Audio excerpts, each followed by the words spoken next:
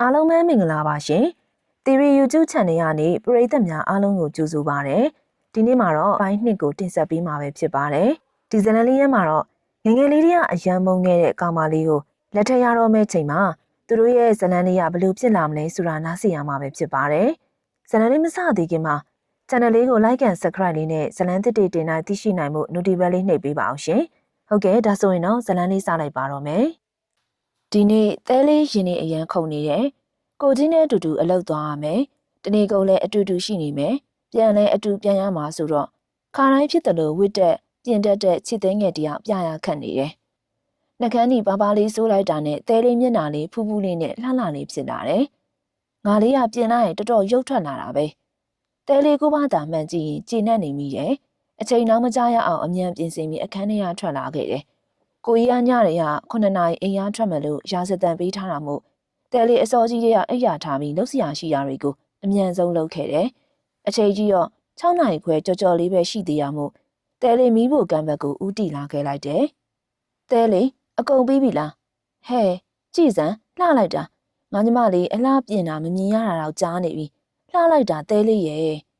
့မမလေးကထမင်းစပွဲမှာမနှန်းစာတွန်းပြင်ဆင်ရင်တဲလေးကိုသဘောတကျနဲ့ပြောနေတယ်။ညာလေးကမနှန်းစာကိုမမလေးကသူ့စီစဉ်မဲဆိုပြီးပြောထားတာမို့တဲလေးအတွက်တော့ပထမဆုံးရုပ်တက်တဲ့နေ့လေးကိုအေးဆေးလုံနိုင်တာဖြစ်တယ်။နောက်ရက်တွေကတော့တဲလေးဘာသာပဲထားလို့ဖို့စဉ်းစားထားတယ်။ဟုတ်လားမမလေးပြင်ထားတာအဆင်ပြေရလားတော့မသိပါဘူး။ကိုကြီးကအလှပြင်လို့စူမလားမသိဘူးနော်။ဘယ်ဟာသာစူရမှာလဲ။ဒီလောက်လှအောင်ပြင်ထားတာအောင်လေ။တဲလေးအဲ့ဒီဘရောင်း6အောင်စားလေးနဲ့တော်တော်လိုက်တာနော်။တဲလေးအသားရည်ဝင်းဝနေအောင်ဒီရောင်လေးနဲ့ဆိုတော့ပို့ပြီးလိုက်သွားတယ်။မမကြီးကမြင်တတ်တယ်နော်သူ့ညမအောင်တဲလေးအပြုံးလေးနဲ့ပဲမမလေးပြောတာအောင်နားထောင်ရင်မုတ်ပကံနေလက်ဖက်ရည်ကွက်တွေကူချပေးလိုက်တယ်။ငါတို့ကလေးရတာစောစောစီစီပြီးစီးနေတာတချို့တွေကြတော့ညာတော့မူလာကဲလာနဲ့9နာရီသွားမယ်ပါညာနဲ့ခုထိအောင်နိုးရလားမသိဘူး။နောက်ကြကြည့်တွေ့မယ်။မမကြီးကပါမီးဖို့ကန်နဲ့ဝင်လာရင်ပြောတော့တဲလေးခေါင်းငုတ်ကပြုံးမိရဲ့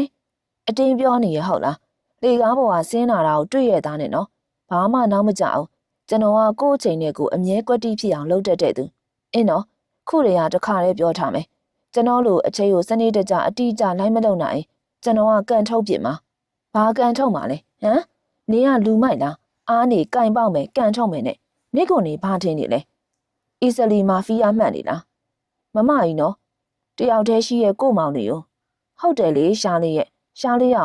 ာဘာလို့ဒီနေ့မှအလုံးလုံးမဲ့လူကိုဘာလို့အဲ့လိုပြောရလဲအမှန်ဆိုဖေးဖေးမမရှိရမှာလေမမလေးရပါဝင်ပြောလာတော့ကိုကြီးတစ်ဖက်လက်ကတက်ပြင်းခက်ဆောက်ဆောက်ချတယ်တဲလေးမှာတော့ချော်မော်ပြီးကြည်တက်နေရဲ့ကိုကြီးမျက်နှာလေးကိုငေးကြည့်ရင်နဲ့ပြုံးမိရဲ့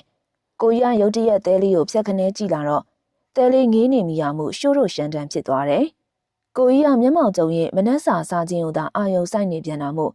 တဲလေးမှာတက်ပြင်းဖြည်းဖြည်းချမိရဲ့အမှန်ဆိုကျွန်တော်လုံးရတဲ့အပိုင်းက assistant လိုခဲ့ရင်တော့မိန်းကလေးဆိုအစ်စ်မပြေဘူးလုံးဝအစ်စ်မပြေတာမြေကွက်လိုက်ကြည့်ရတွေစပလာယာတွေနဲ့ချိတ်ဆက်ပြောဆိုရတာတွေစိုက်ထဲတွေသွားရတာတွေနဲ့အစ်စ်မပြေဘူးကျွန်တော်ကယောက်ျားလေးပဲလိုချင်တာတဲလေးကြိုးကြိုးစားစားလုံမှာပါကိုကြီးရဲ့ကိုကြီးမျက်နှာမပြတ်စေရပါဘူးရှားပြောကိုမျက်နှာငယ်လေးနဲ့တုပ်ပြန်လာတဲ့မိန်းကလေးကြောင့်ရှားအလိုမကျသလိုမျက်မှောက်ပိုးကျုံမိရဲ့ဘာကြိုးစားမှလဲမင်းနဲ့တူမလှုပ်ချင်တော့နားမလဲဘူးလားရှားအန်ကျက်ရင်ဘာမှထပ်မပြောမိကဲပါတဲလေးဒီနေ့ပထမဦးဆုံးအလုပ်သွားတာဆိုတော့ရှားလေးကနည်းနည်းဂယူးဆိုင်ပြီးလိုက်မသိတာရှိရင်လည်းသိချသေးမိလိုက်ဘာပြဿနာမှမကြားချင်ဘူးကျွန်တော်သွားတော့မယ်အေးကြီးကိစ္စတွေရှိလို့ဟဲ့ပြီးအောင်စားသွားလေမမကြီးအော်ပေမဲ့ကိုကြီးကလှဲမကြည့်တန်းသွားတာကြောင့်တဲလေးလည်းအနောက်မှခတ်သွက်သွက်ပြေးလိုက်မိရဲ့ကိုကြီးကားပေါ်တက်တော့တဲလေးလည်းရှေ့ကန်းတကားဖွင့်တော့ဟိုတယောက်ဘာကိစ္စနဲ့ရှေ့ကိုလာတယ်နောက်ကိုသွားကိုကြီးပြောကြောင့်တဲလေးခဏကြောင်တောင်လေးဖြစ်ပြီးမှတဲလေးနောက်မှထိုင်တော့ကိုကြီးကဒရိုင်ဘာလိုကြီးဖြစ်နေမှာပေါ့ဘာမင်းရှင်းမှာပဲထိုင်လိုက်မယ်နော်ကိုကြီး assistant ဆိုတော့လောက အနီးကပ်ဖြစ်နေမှရမှာလीနော်တဲလေးပြောပြီးခက်တီတီနဲ့ဝင်ထိုင်လိုက်တယ်ရှာဒေါသထွက်လွန်းလို့ပြောရမယ့်စကားတွေပါပျောက်ရှာကုန်တယ်တဲလေးရေ congratulation နော်ပထမဦးဆုံးရုပ်စစင်းတဲ့နေ့လေးဆိုတော့ငါညီမကိုမုတ်ဝဲကြွေးရမယ်ဟဲ့ဟုတ်ကဲ့ရပါတယ်ကိုလင်ဦးတဲလေးကိုမသိရရင်သင်ပေးပါအောင်နော်ဒီနေ့တဲလေးပါလာမယ်ဆိုတော့အကိုနဲ့လွင်ဦးကတိုင်ပင်ထားတာဒီနေ့နေ့လယ်စာအတူစားကြမယ်လို့ဒီနေ့အပြင်သွားရမှာတွေရောက်ရွှေ့ထားတာ ကိုရဲရင်ကပါဝင်ပြောတော့တဲလေးပြုံးနေရင်မှကိုကြီးကိုလမ်းကြည့်မိရဲ့ကိုကြီးကတော့မျက်နှာတီတီနဲ့ဆိုဖာတစ်ခုကိုဦးတည်သွားပြီးထိုင်လိုက်တယ်တဲလေးလည်းရောင်တောင်တောင်နဲ့နောက်ကလိုက်သွားတော့အရင်အဲ့မှာထိုင်လိုက်တယ်လေပြီးရင်အကိုတို့ office တို့ကလိုက်ပြပေးမယ်နော်ဒီမှာအကိုကရုံးတိုင် office HR finance ပိုင်းတာဝန်ယူရတာလွင်ဦးကတော့အစိုးရရုံးပိုင်းဆိုင်ရာကိစ္စတွေအဓိကလုပ်တာတဲလေးသိရဲ့အတိုင်းပဲစောင့်လုပ်ရေးဆိုတာမြို့နယ်တွင်းကရုံးတွေကိုခြေချင်းနဲ့ရောင်သွားနေရလေတဲလေးရဲ့ဆရာသမားရှာကတော့မြေကွက်ကိစ္စတွေနဲ့စက်ပလာယာတွေနဲ့ချိတ်တောင်အဓိကလုပ်တာတဲလေးရှားကိုကူတာလဲကောင်းတယ်မဟုတ်ရင်ရှားတစ်ယောက်တည်းဖြစ်နေတာအကိုတို့ကကိုစီတင်းလိုက်ရှိနေပြီးရှားကတစ်ယောက်တည်း run နေရလေဟုတ်ကဲ့တဲလေးတကယ်စူးစမ်းမှာပါကိုကြီးကိုအထောက်အကူဖြစ်အောင်တဲလေးကကြိုးကြိုးစားစားနဲ့ပြောရတော့တော်တော်ကောင်းတယ်စောက်ကြည့်မယ်လေပြောပြီးသားအချိုးမပြေကန်ထုံမှာတဲလေးစကားမဆုံးခင်ဖြတ်ပြောပြီးခက်တီတီနဲ့ထားထွက်သွားတဲ့ကိုကြီးကြောင့်တဲလေးမှာအင်တင်တင်နဲ့ဖြစ်သွားရတယ်အဲ့ကိုကြီးကတော့လေသူများတွေလည်းရှိနေတာအောင်ကိုလွင်ဦးကရင်ရင်ရှားကိုစိတ်ထဲတိတ်မထင်နဲ့နော်မမကြီးနဲ့မမလေးကတဲလေးကိုဂယုစိုက်ပြီးဖို့အကိုတို့ကိုအပ်ထားတယ်စိတ်မပူနဲ့လာရုံးကိုလိုက်ပြမယ်ကိုလွင်ဦးပြောရင်ဦးဆောင်ခေါ်လာတဲ့နောက်တဲလေးလိုက်လာတယ်ကိုကြီးတို့ရုံးကနှစ်ထပ်တိုက်လေးဖြစ်ပြီးအောက်ထပ်မှာကဧကန်နဲ့ကိုရဲရင်တို့အဖွဲ့တွေကိုစီရှိနေတယ်အပေါ်ထပ်မှာတော့ကိုလွင်ဦးနဲ့သူ့ညီရတခန့်ကိုကြီးနဲ့တဲလေးရတခန့်ဖြစ်တယ်ကိုကြီးရဲ့မျက်စောင်းထိုးနေရလေးမှာတဲလေးအတွက်စပွဲလေးတစ်ခုရှိနေရမို့တဲလေးအံ့ဩမိသလိုဝမ်းလဲတာမိရဲ့ကိုကြီးနဲ့အလုပ်အတူလုပ်ရမယ်ဆိုပေမဲ့တခန့်နဲ့အခုလိုရှိနေမယ်လို့တော့တဲလေးထင်မထားပါကိုကြီးမျက်နှာလေးကြည့်ရင်အလုံးလုံးရမယ်ရှေ့ရှားဘဝလေးကိုတွေးမိတော့တဲလေးမျက်နှာပိုးမတက်နိုင်ဖြစ်နေတယ်ဟိုတယောက်နေရာလိုက်ကြည့်နေရာချတာမပြီးသေးဘူးလားနှေးတိနှေးတုံလုံနေမဖြစ်ဘူးနော်လိတ်လို့လုံမယ်ဆိုတခါတည်းထွက်ကိုကြီးရုတ်တရက်ထားဟော်တာကြောင့်တဲလေးမှာပျော်နေရဲ့အပျော်လေးပါပျောက်သွားရတယ်ပြီးပါပြီကိုကြီးတဲလေးဘာလုပ်ပေးရမလဲတဲလေးကအစင်သင့်မှာပဲမင်းအဲ့ဒီတဲလေးဆိုတာတော်တော်နားထောင်ကောင်းနေလားချစ်သေးငယ်ဟိုလေအဲ့ဒါတဲလေးအချင်းဖြစ်နေရောတဲလေးနာမည်လေးဖြစ်နေရောဟိုဟာကိုကြီးကဘလို့ပြောစေချင်လို့လဲဘာလို့ဘလို့ပြောစေချင်ရမှာလဲဘလို့မှမပြောစေချင်ဘူးမင်းပါစက်ပိတ်ထားဆောင်းအောင်နဲ့ပြောပြီးကိုကြီးကအလုံးစားလို့ဖို့ပြင်တော့တဲလေးပခုံးလေးတွန့်ရင်ဘာမှတော့ဆက်မပြောရဲ့ကိုကြီးကလေစိတ်ကြီးပဲတဲလေးဆိုတာနှုတ်ကြိုးနေရလေခုမှဘလို့ပြင်ရမှာတော့ကိုကြီးတယောက်တဲငယ်ကိုငယ်လေးကအမြင်မကြည့်ခဲ့တာတဲလေးရဲ့အမရင်းနေဖြစ်တဲ့မမမူပွင့်နဲ့မမဆောင်းနှင်းတို့ကိုပါအထင်မြင်သေးရကနေတဲလေးကိုပါကိုကြီးကယွန်ရှာမုန်းတိနေရပဲတဲလေးရဲ့အမအကြီးဆုံးမမမူပွင့်က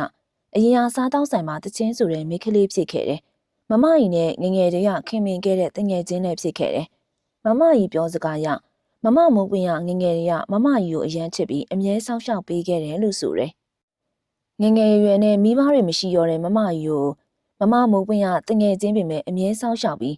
အရာရာမှာတီးခံပြီးလိုအပ်တာတွေထောက်ပံ့ခဲ့တယ်လို့ဆိုတယ်မမမူပွင့်ကအမကြီးပြီးညီမငယ်မမဆောင်နေကိုတေချာစောင့်ရှောက်ခြင်းတာကြောင့်တဲလေးကိုအမေဆုံးတာနဲ့မမကြီးကိုစီပို့ခဲ့တာပဲမမဆောင်နေကိုသူ့လိုမဖြစ်စေခြင်းပေမဲ့မမဆောင်နေကိုယ်တိုင်ကတချင်းဆိုတာဝါသနာပါတာကိုအကြောင်းပြုပြီးစားတောင်းဆိုင်မှာပဲတချင်းဆိုခဲ့တယ်မမမူပွင့်ဘလို့မှတားမရပဲမမဆောင်နေကသူ့ဘဝသူထင်တယ်လို့ပုံဖော်ခဲ့တယ်ဒါပေမဲ့မမဆောင်နေကသူ့ကိုယ်သူထိန်းနိုင်တယ်တဲလေးနဲ့ဖုန်းပြောပြတိုင်းသူ့လှုပ်ချင်တဲ့အစီအစဉ်တွေအတွက်သူ့ဘာသာရုံးကန်ရှာဖွေပြီးငွေစုနေရပဲဒါပေမဲ့စားတောင်းဆိုင်မှာတချင်းဆိုတယ်အိမ်အောင်ရှိယောက်ျားတစ်ယောက်နဲ့ပတ်သက်မိရဲဆိုတဲ့အချက်တွေကြောင့်မမမူပွင့်ရောမမဆောင်နေရောလူတွေပါဇက်ပြားမှာတမိုင်းမကောင်းခဲ့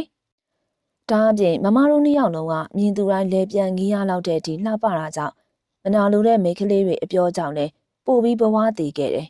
ဒီပတ်ဝန်းကျင်မှာလဲတဲလေးတို့မနေရောပေမဲ့တဲလေးကိုတွေ့တိုင်းနှာခေါင်းရှုပ်ပြီးအတင်းပြောနေစေမိန်းမတွေအများကြီးပဲမမဆောင်နေရောတဲလေးရောကပတ်ဝန်းကျင်ကိုခရီးမဆိုင်ပဲ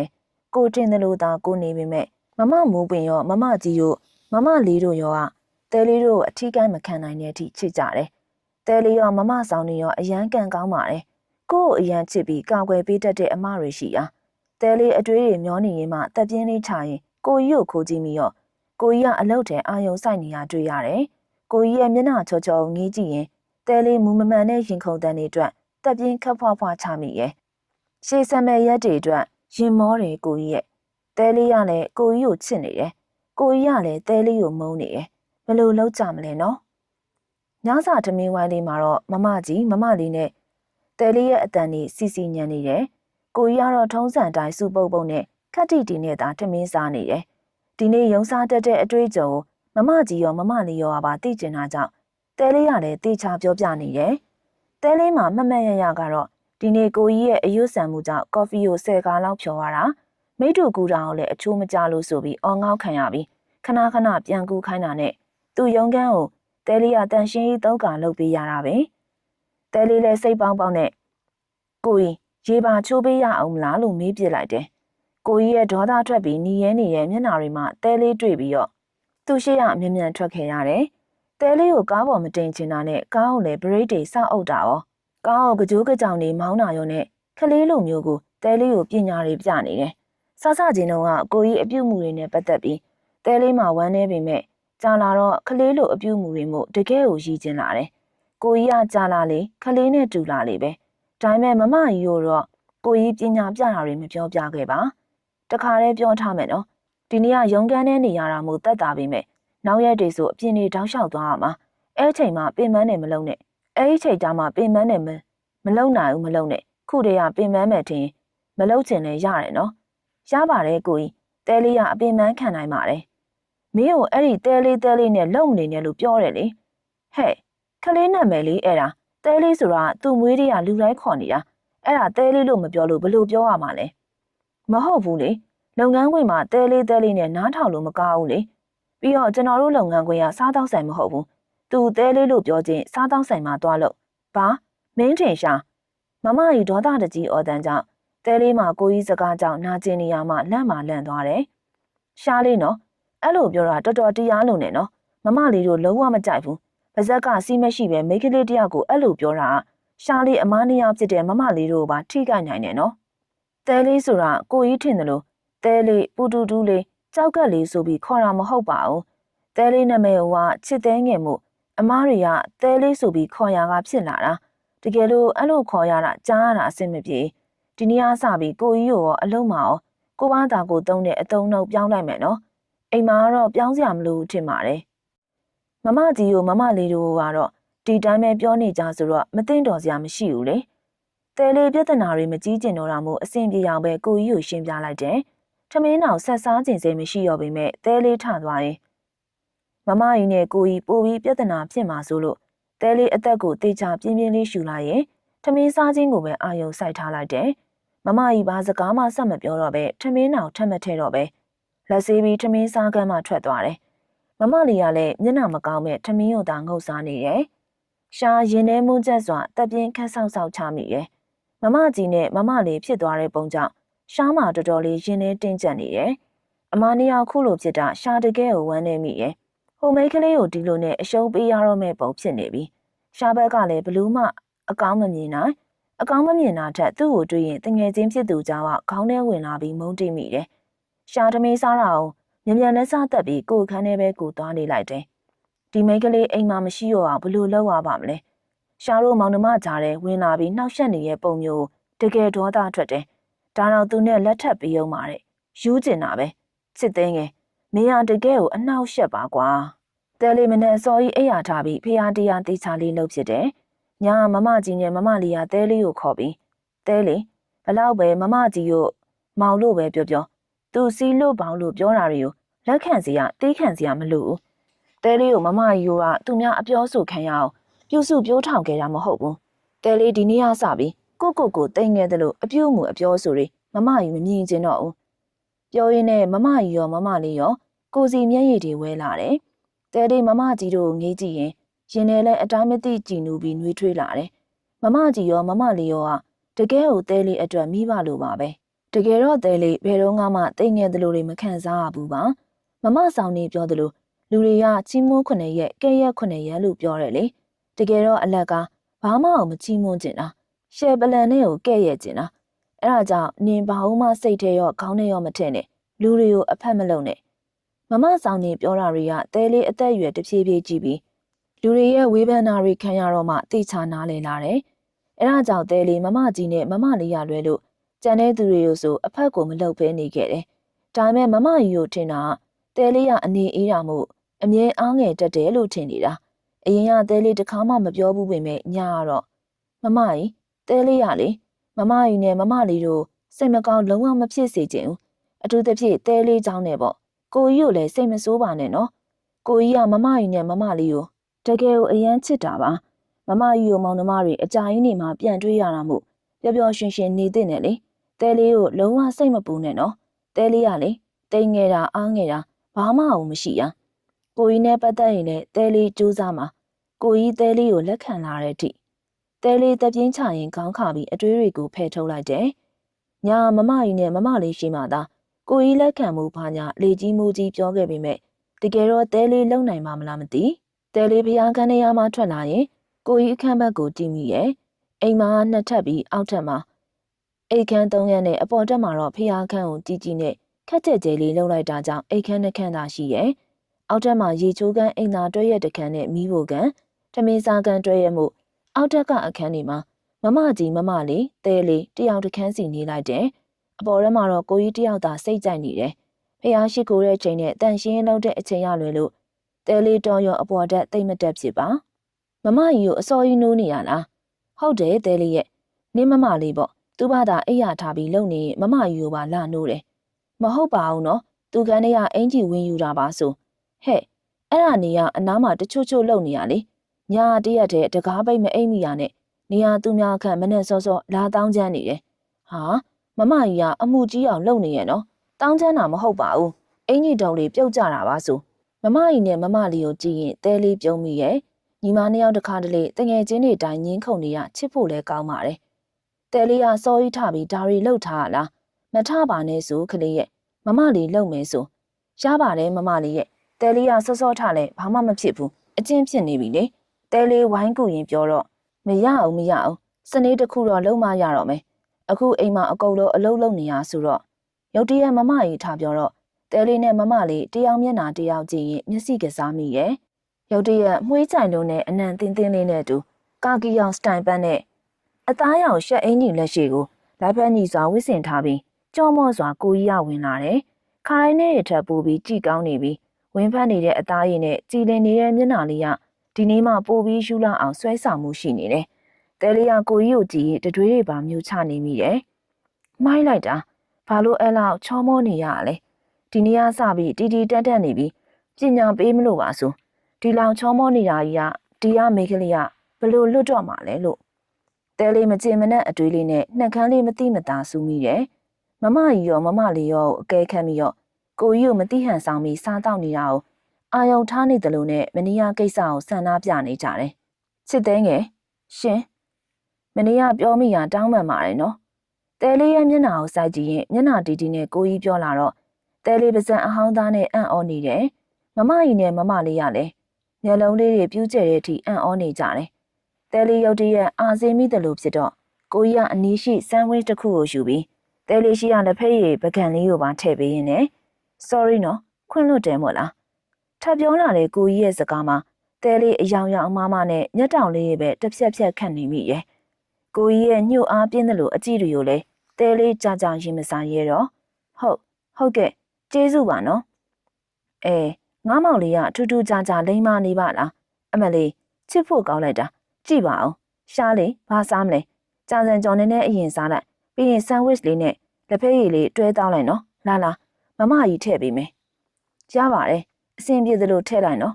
ကြာစံကြော်ကစားကျင်စရာလေးပဲဟုတ်တယ်တဲလေးလက်ရလေးလုံးဝမိုက်တယ်စားကြည့်နော်ရှားနှကန်းတုံပြုံးရင်မမကြီးကံမီရဲ့ပကံကိုလှမ်းယူလိုက်တယ်ရှားသိရပေါ့မမကြီးတို့ကချစ်သေးငယ်နဲ့ပတ်သက်ရင်မရဘူးဆိုတာဒီမနက်ထင်းတဲ့အတိုင်းပဲနှစ်ယောက်သားရှားကိုအဖက်မလုပ်ကြပါညနာလေးတွေစူပုတ်ပြီးစိတ်ကောက်နေကြတယ်ဒီပုတ်တိုင်းဆိုတပတ်နှစ်ပတ်လောက်ထိစိတ်ကောက်နေကြမှာကိုရှားသိရဲ့အဲ့ဒါကြောင့်ညာတွေကတွေးထားတဲ့အတိုင်းချစ်သေးငယ်နဲ့ပတ်သက်ပြီးကိုနီးကိုဟန်နဲ့ဖြည့်ရှင်းပြီးမမကြီးကိုမမလေးတို့ရှင်းမှာတော့အဆင်ပြေအောင်နေမယ်တော်တော်ကိုထိရောက်တဲ့နီးလန့်ဖြစ်မှန်းခုလက်တွေးသိလိုက်ရတယ်ရှားချစ်သေးငယ်ကိုမောကြည့်ရော့တဲလေးခုထိခုံနေရဲ့ရင်မက်ကိုတည်ငြိမ်အောင်မလုပ်နိုင်သေးကိုကြီးရဲ့ညှို့ငင်နေတဲ့အကြီးနဲ့အပြုံးတွေကိုအတွေးရဲ့တဝဲလဲလဲဖြစ်နေတယ်ဒါပေမဲ့တဲလေးသေးချာတွေးကြည့်ရဲ့အခါတခုခုမားနေရလို့တဖြည်းဖြည်းခံစားမိလာတယ်အဲ့ဒါကြောင့်ကိုကြီးကိုမောကြည့်ပြီးအကဲခတ်လိုက်တော့ကိုကြီးကရုတ်တရက်တဲလေးကိုမောကြည့်ရဲ့ ကိုကြီးအကြည့်ရည်နဲ့တိုးလာတယ်။ကြာစံကြော်စားရင်နှက်ခမ်းတုံပြုံးပြီးလှောင်ရိပ်စွန်းထင်းနေတဲ့ကိုကြီးကြည့်ကြောက်တဲလေးရုတ်တရက်အတွေးပေါက်သွားတယ်။သေစံဒါဟန့်ဆောင်တာပေါ့။ကိုကြီးတော်တော်မထင်ရတာပဲ။ဒါဆိုကျွန်တော်တို့သွားတော့မယ်နော်။ဒီနေ့ကအပြင်သွားစရာကိစ္စလေးတွေရှိတော့လေ။ချစ်သိန်းငယ်ကိုရုံးမှတိရမှာတွေပြောတာနဲ့ဘာနဲ့ဆိုတော့အော်သွားတော့မှလားခဏလေးရော့ဒါလေးတွေယူသွားအလုံးမပြတ်သေးလို့ထမင်းစားနောက်ကြနဲ့ဒီဆန်ဝစ်လေးရှိတော့တော်သေးရဲ့လေနော်မမလေးကတွတ်တွတ်လက်လက်နဲ့ဆန်ဝစ်တွေကိုဘူးလေးရဲ့သေးချာစီထည့်ပေးပြီးတဲလေးလက်ထဲထည့်ပေးတယ်တဲလေးနဲ့စားလဲစားအောင်အမြန်လဲစားတက်လိုက်တယ်ကိုကြီးကနေရာမှာထားတော့တဲလေးပါလိုက်ထပြီးယူစရာရှိရာယူပြီးထွက်လာခဲ့တယ်တဲလေးစိတ်ထဲမှာတော့တထင်းထင်းနဲ့ကားပေါ်မှာကြုံတွေ့ရမယ့်ကိုကြီးအပြုတ်မှုတွေကိုရင်တုန်နေမိပါတယ်ချစ်သိန်းငယ်ရှင်တဲလေးရေတထိတ်ထိတ်နဲ့လိုက်လာရင်ကားပေါ်မှာကိုကြီးဘက်ကထူးခြားမှုမရှိပေမဲ့ရုံခန်းထဲဝင်တော့စပွဲမှာထိုင်ချရင်ကိုကြီးကစကားဆပြောလာခဲ့တယ်။မင်းရီမှန်းချက်ကဘာလဲ။ဆိုလိုတာအနာဂတ်ရီမှန်းချက်ကိုပြောတာပါ။အလုံးနဲ့ပတ်သက်တာဖြစ်စေဝါသနာဖြစ်စေပေါ့။ရုတ်တရက်အတီကြီးနဲ့မီးလာတဲ့ကိုကြီးစကားနဲ့ဟန်ပန်ကြောင့်တဲလေးဘာဖြစ်ရမှန်းမသိ။ရှားကိုပြူးကြောက်ကြောင်နဲ့ကြည်နေတဲ့ချစ်သိန်းငယ်ရဲ့မျက်ဝန်းတွေကိုမျက်တောင်မခန့်ကြည့်ရင်အဖြေကိုစောင့်နေတယ်။ဒီမိန်းကလေးကမျက်လုံးတွေကနက်မောင်နေပြီးအရေးတစ်မျိုးကအယောက်လဲ့နေတယ်။တေချာကြည့်ရင်မျက်ဝန်းတွေကတကယ်လှတယ်ဆိုတာပေါ်လွင်လာတော့ဘာလှတာလဲ။မင်းထင်ရှာမင်းစိတ်မှန်သေးရဲ့လား။ဘာလို့လှတာလဲ။ရှာရုတ်တရက်မျက်နှာတစ်ပြင်လုံးပူထူလာတာကြောင့်အကြည့်လွဲလိုက်ပြီးအဲ့လောက်တော့စဉ်းစားဖို့လိုနေရလား။မင်းမှရီမှန်းချက်မရှိဘူးလား။အဲ့လိုတော့မဟုတ်ပါဘူးကိုကြီး။ဟိုလေရုတ်တရက်ဆိုတော့တကယ်တော့တဲလေးဟိုပြောနေရင်ရုတ်တရက်ရက်လိုက်တော့ရှာဖြက်ခနဲ့မော်ကြီးကျိချစ်သိန်းငယ်ရဲ့အိုးရိုအန်တန်ဟန်ပန်ကြောင့်ရပါတယ်ပြောတတ်တယ်လို့ပြောပါတဲလေးကတကယ်တော့ဘာသာစကားတွေလေ့လာရတာကိုကြိုက်တာပါကိုရသလောက်ကိုဘာသာစကားတွေလေ့လာကျင်တာပြီးတော့အဲ့ဒါကိုပြန်ပြီးပုံစံမျိုးစုံနဲ့အသုံးချကျင်တာဆိုလိုတာက translator မျိုးပဲဖြစ်ဖြစ်အဲ့လိုမျိုးပေါ့ပြီးတော့စာရေးရတာလည်းသဘောကျတယ်မစိုးပါဘူးမင်းဝါသနာကောင်းတာပဲလေ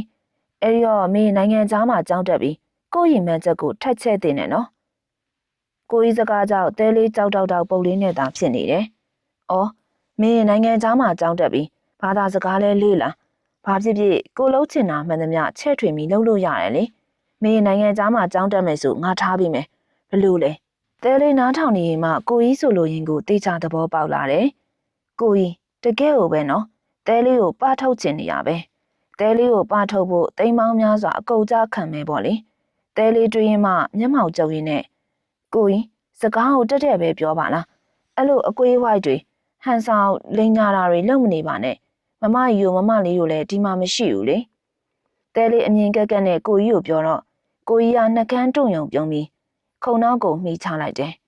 မင်းတိတာနေရောလဲကောင်းတာပေါ့မင်းလည်းအဆင်ပြေရဲ့လေငါတို့မောင်နှမလည်းအဆင်ပြေတယ်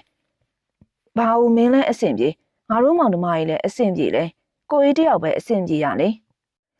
တဲလေးကိုအဝေးကိုပါထုတ်ခြင်းနဲ့ကိုကြီးပဲအဆင်ပြေတာကျိသေးပါပါထုတ်ခြင်းတာပေါ့မဟုတ်ရင်မင်းကိုမြင်နေရတာအဆင်မပြေဘူးလေမင်းကြောင့်ငါတို့မောင်နှမတွေလည်းရမ်းဖြစ်ရတယ်ချစ်တဲ့ရဲ့မင်းဘာလို့အဲ့လောက်ထိကတ်တွယ်နေရလဲမင်းကငါတခုခုမြေတောင်မြောက်ပေးဖို့လိုရင်လေငါပတ်စံထုတ်ပေးမယ်ဒါမှမဟုတ်မင်းယောက်ျားယူမလားငါအိမ်တလုံးလက်ဖွဲ့ပေးမယ်ဘာကိုကြီးတဲလေးကိုကြီးပြောကြောက်ဒေါသတွေတရရိတ်တက်လာတယ်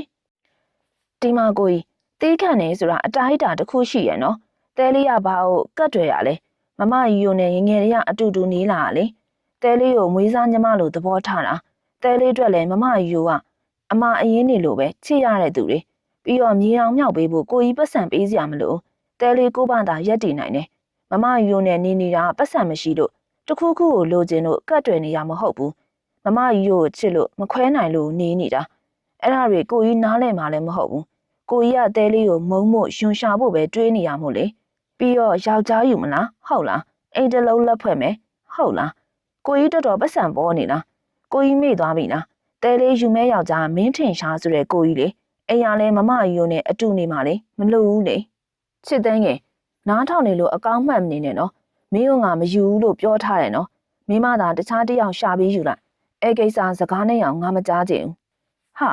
ကောင်းလိုက်တာတဲလေးကဘာကိစ္စတခြားတယောက်ရှာပြီးယူရမှာလဲတဲ တဲလေးကမမကြီးကိုပြောတာတွေကိုအမြဲနားထောင်နေရလုံးဝမငြင်းဘူးကိုကြီးကိုပဲယူမှာလုံးဝမငြင်းမဲကိုယူပြစ်မှာမင်းရှာဒေါသထွက်လုံးလို့ရင်ဘက်ကနှိမ့်ချင်မြင့်ကြီးဖြစ်လာတယ်စစ်သေးငယ်မင်းမအရှက်မရှိဘူးလားယောက်ျားတစ်ယောက်ကမင်းကိုမယူချင်ပါဘူးလို့ပြောနေရလေမင်းကိုမကြည့်ဘူးမမြင်ချင်ဘူးလို့ပြောနေရလေမင်းမရှက်ဘူးလားမင်းဘာလို့အဲ့လောက်ထိမျက်နှာပြောင်တက်ရရလဲကိုကြီးဒီမှာအဲ့လောက်အဖြစ်သေးမနေနဲ့ကိုကြီးကိုလည်းယူမယ်ဆိုတာချစ်လွန်းလို့မဟုတ်ဘူးမမကြီးကိုမလွန်ဆန်နိုင်လို့ကိုကြီးလိုနိုင်ငံရက်ချာမှာ8 နှစ်9 နှစ်နေပြီဘာဖြစ်လို့ဖြစ်လာမှမသိရလူကိုလည်းတဲလေးကမလို့ခြင်းသိလားတဲလေးစိတ်တူတူနဲ့မျက်လုံးစုံမိပြီးအော်လိုက်တယ်မင်းအော်ကြီးဟစ်ကျန်နဲ့ဘာဖြစ်နေရလဲငါနိုင်ငံသားမှာဘာဖြစ်ရမှာလဲမင်းအပိုတွေလာပြောမနေနဲ့ငါ့ကိုမကြိုက်ရင်တော့ငါရှာတဲ့ပတ်စံတွေကိုကြိုက်တယ်တော့လှုပ်လိုက်မျက်ခုံးတွန်းမြရင်လှောင်တလုံးပြောလာတဲ့ကိုကြီးပုံကတဲလေးကိုပိုဒေါသထွက်စေရကြောင်းတဲလေးကိုကြီးလက်ကိုဖြတ်ခနဲပိတ်ရလိုက်ရင်ဖဲ့ကိုကြီးလက်ကိုအခုဖဲပြောတော့မပတ်သက်ချင်ဘူးဆိုလူကိုလည်းလာမထီနဲ့ညင်းလိုက်ကိုကြီးရအောင်ညင်းခုချက်ချင်းနဲ့လက်ထပ်မှာမဟုတ်ပဲဘူးတိတ်ကဲကဲဆက်ပြမနေနဲ့ဒီ3 နှစ်မှာဘာဖြစ်ဖြစ်အပြောင်းလဲဖြစ်သွားနိုင်တာ哦ကိုကြီးကမနှက်ဖြတ်မဲ့ယူရတော့မဲ့ပုံနဲ့ဘာဖြစ်နေရလဲဒီမှာခုရှုံးမှနောက်ရှင်းနဲ့မင်းနဲ့အခုလည်းမယူနိုင်သလိုနောက်လည်းယူဖို့အစီအစဉ်မရှိဘူးအဲ့ဒါကြောင့်ငါဘက်ကကောင်းကောင်းမွန်မွန်နဲ့မင်းတိုးတက်ရာတိုးတက်ကြအောင်ထောက်ပံ့ပေးဖို့ပြောနေတာမင်းကလောဘကြီးနေတာမင်းတို့တွေကတကယ်ကိုသူများမိသားစုကိုဖျက်ဆီးကျင်နေရနော်ဘာသူများမိသားစုကိုဖျက်ဆီးကျင်တာဟုတ်လားနေပါဦးသူများမိသားစုကိုဖျက်ဆီးရဆိုအောင်ကိုကြီးကိုမိမရှိနေရတဲ့တဲလေးကကြောင်တောင်နိုင်နေလို့လားကိုကြီးမအခုရေးစားတော့ဖြစ်ဖြစ်မြောက်မြောက်ရှိနေလို့လားဘာလဲတဲလေးအမကိစ္စလားကိုကြီးကိုတစ်ဖက်ဆောင်နေအတ္တကြီးရဲ့လူအတ္တသမားလို့တကယ်မထင်မိဘူးသိလားကိုကြီးကမမကြီးနဲ့မမလေးရဲ့မောင်ဖြစ်နေရအံ့ဩစရာကောင်းတယ်အချင်းစရိုက်ကလုံးဝတခြားစီပဲဘာမင်းလုံမလာနဲ့နော်မင်းကိုမိတ်ကလေးမို့ကြည့်နေရလူပါမဝနဲ့မင်းကရှားပြောနေရင်မှရုတ်တရက်ချစ်သေးငယ်မျက်ရည်ပိုးပိုးပေါက်ပေါက်ကျလာပြီးရှားကိုစူးစိုက်ကြည့်ရော့လူကဘာပြောရမှန်းမသိဖြစ်သွားတယ်သူ့မျက်လုံးတွေကိုစိုက်ကြည့်ပြီးတော့ရှားတယောက်ညှို့ယူခံထားတယ်လို့ဖြစ်နေတယ်ငကိုတွေကမျက်လုံးလှတဲ့သူမို့မျက်ရည်တွေကျပြီးမျက်ဝန်းမှာမျက်ရည်တွေရေဝိုင်းနေတဲ့ချစ်သေးငယ်ပြူဦးနေတဲ့မျက်နှာလေးကหนีရဲနေပြီးနှံခမ်းရဲရဲလေးတွေကတဆက်ဆက်တုံနေလေရန်ရုတ်တရက်ရှားကြည့်နေရင်စကားတွေလည်းပျောက်ဆုံးနေပြီးအတွေးထဲမှာချစ်သေးငယ်ရဲ့အယမ်းလှလုံးနဲ့မျက်ဝန်းတွေကိုပဲမြင်နေမိရဲ့မိန်းကလေးတယောက်ကအဲ့လောက်ထိလှတာလားဟဲ့ရောက်ရှာဘာတွေဖြစ်နေရလဲအပြင်ထိကြားနေရတယ်ရုတ်တရက်လွင်ဦးရောရမ်းရင်မှာအခန်းတကောင်ဖွင့်ဝင်လာပြီးမေးတံမှာအတူကြားရတယ်ချစ်သေးငယ်ကမျက်နှာကိုလက်ဝါးနှစ်ဖက်နဲ့အုပ်လိုက်တယ်ခန္ဓာကိုယ်ကပါတသိမ့်သိမ့်တုံနေရမို့ငိုနေရဲဆိုတာသိရတယ်ရှားကွာမင်းရလဲကဲထားပါဘာကိစ္စပဲဖြစ်ဖြစ်မနဲ့စောစောကြီးရောခလေးကိုငူအောင်မလုပ်ပါနဲ့ကွာငါတို့တက်ငယ်တဲ့ညီမလေးအရွယ်ပဲလေရဲရင်ပြောကြောက်ရှာမကြင်မနဲ့ပူဖြစ်တယ်ဘာခလေးလဲဘာညီမလေးလဲတခွန်းမအောင်မခံမဲနဲ့အောင်များကဲတဲလေးမငိုနေတော့နော်တဲလေးဘာစားပြီးပြီလဲအကိုတခုခုဝယ်ကြွေးရမလားဝင်းဦးကတဲလေးပခုတ်ကိုကန်ရင်နှိမ့်သိမ့်တယ်လို့ပြောတော့ချစ်သေးငယ်ခေါင်းခါပြတယ်အိမ်နောက်လက်နှစ်ဖက်ကိုဖယ်ပြီးခုံမောကတီရှူးကိုယူကမျက်နှာကိုတုံနေတယ်လှောက်ရှားမှုတစ်ခုချင်းစီတိုင်းကိုရှာမျက်တောင်မခတ်ပဲကြည့်နေမှရှားကိုစူးစိုက်ကြည့်ပြီးတော့ကိုကြီးတီးခန့်နေဆိုတာအတိုင်းတာရှိရဲ့ဒီနေ့ကိုကြီးပြောတာတွေတော်တော်ကိုလွန်နေဘောင်ကြော်တယ်ကိုကြီးပြောတာတွေတေချာမှတ်ထားပါပြောပြီးတော့ရှားအောင်ပါတွန်းတိုင်ပြီးအခန်းထဲမှာထွက်သွားတယ်ဘာတီးခန့်နေသူကအဲ့လောက်ထိဆက်ဆက်ထိမခံတခုံးမကြံပြန်ပြောတာအောင်များတီးခန့်နေလုံနေသေးတယ်ရှားအတွေးကြောင့်တတိမထားနိုင်မိခင်မှာပဲနှက်ခမ်းတုံယုံပြုံးမိရဲ့မင်းကပြောချင်တာပြောပြီးပြုံးနေရဲ့နော်ခလေးကိုစိတ်ဒုက္ခပေးရတာတော်တော်ပြောနေရဲ့ပေါ့လေမင်းကွာကိုထက်ငယ်ရဲ့သူ့ကိုပဲမင်းတို့မသိပါဘူးငါပဲပြောတယ်ထင်နေလားသူကလည်းငါ့ကိုတခုံးမှမကြံဘူးပြန်ပြောတာကွာဩ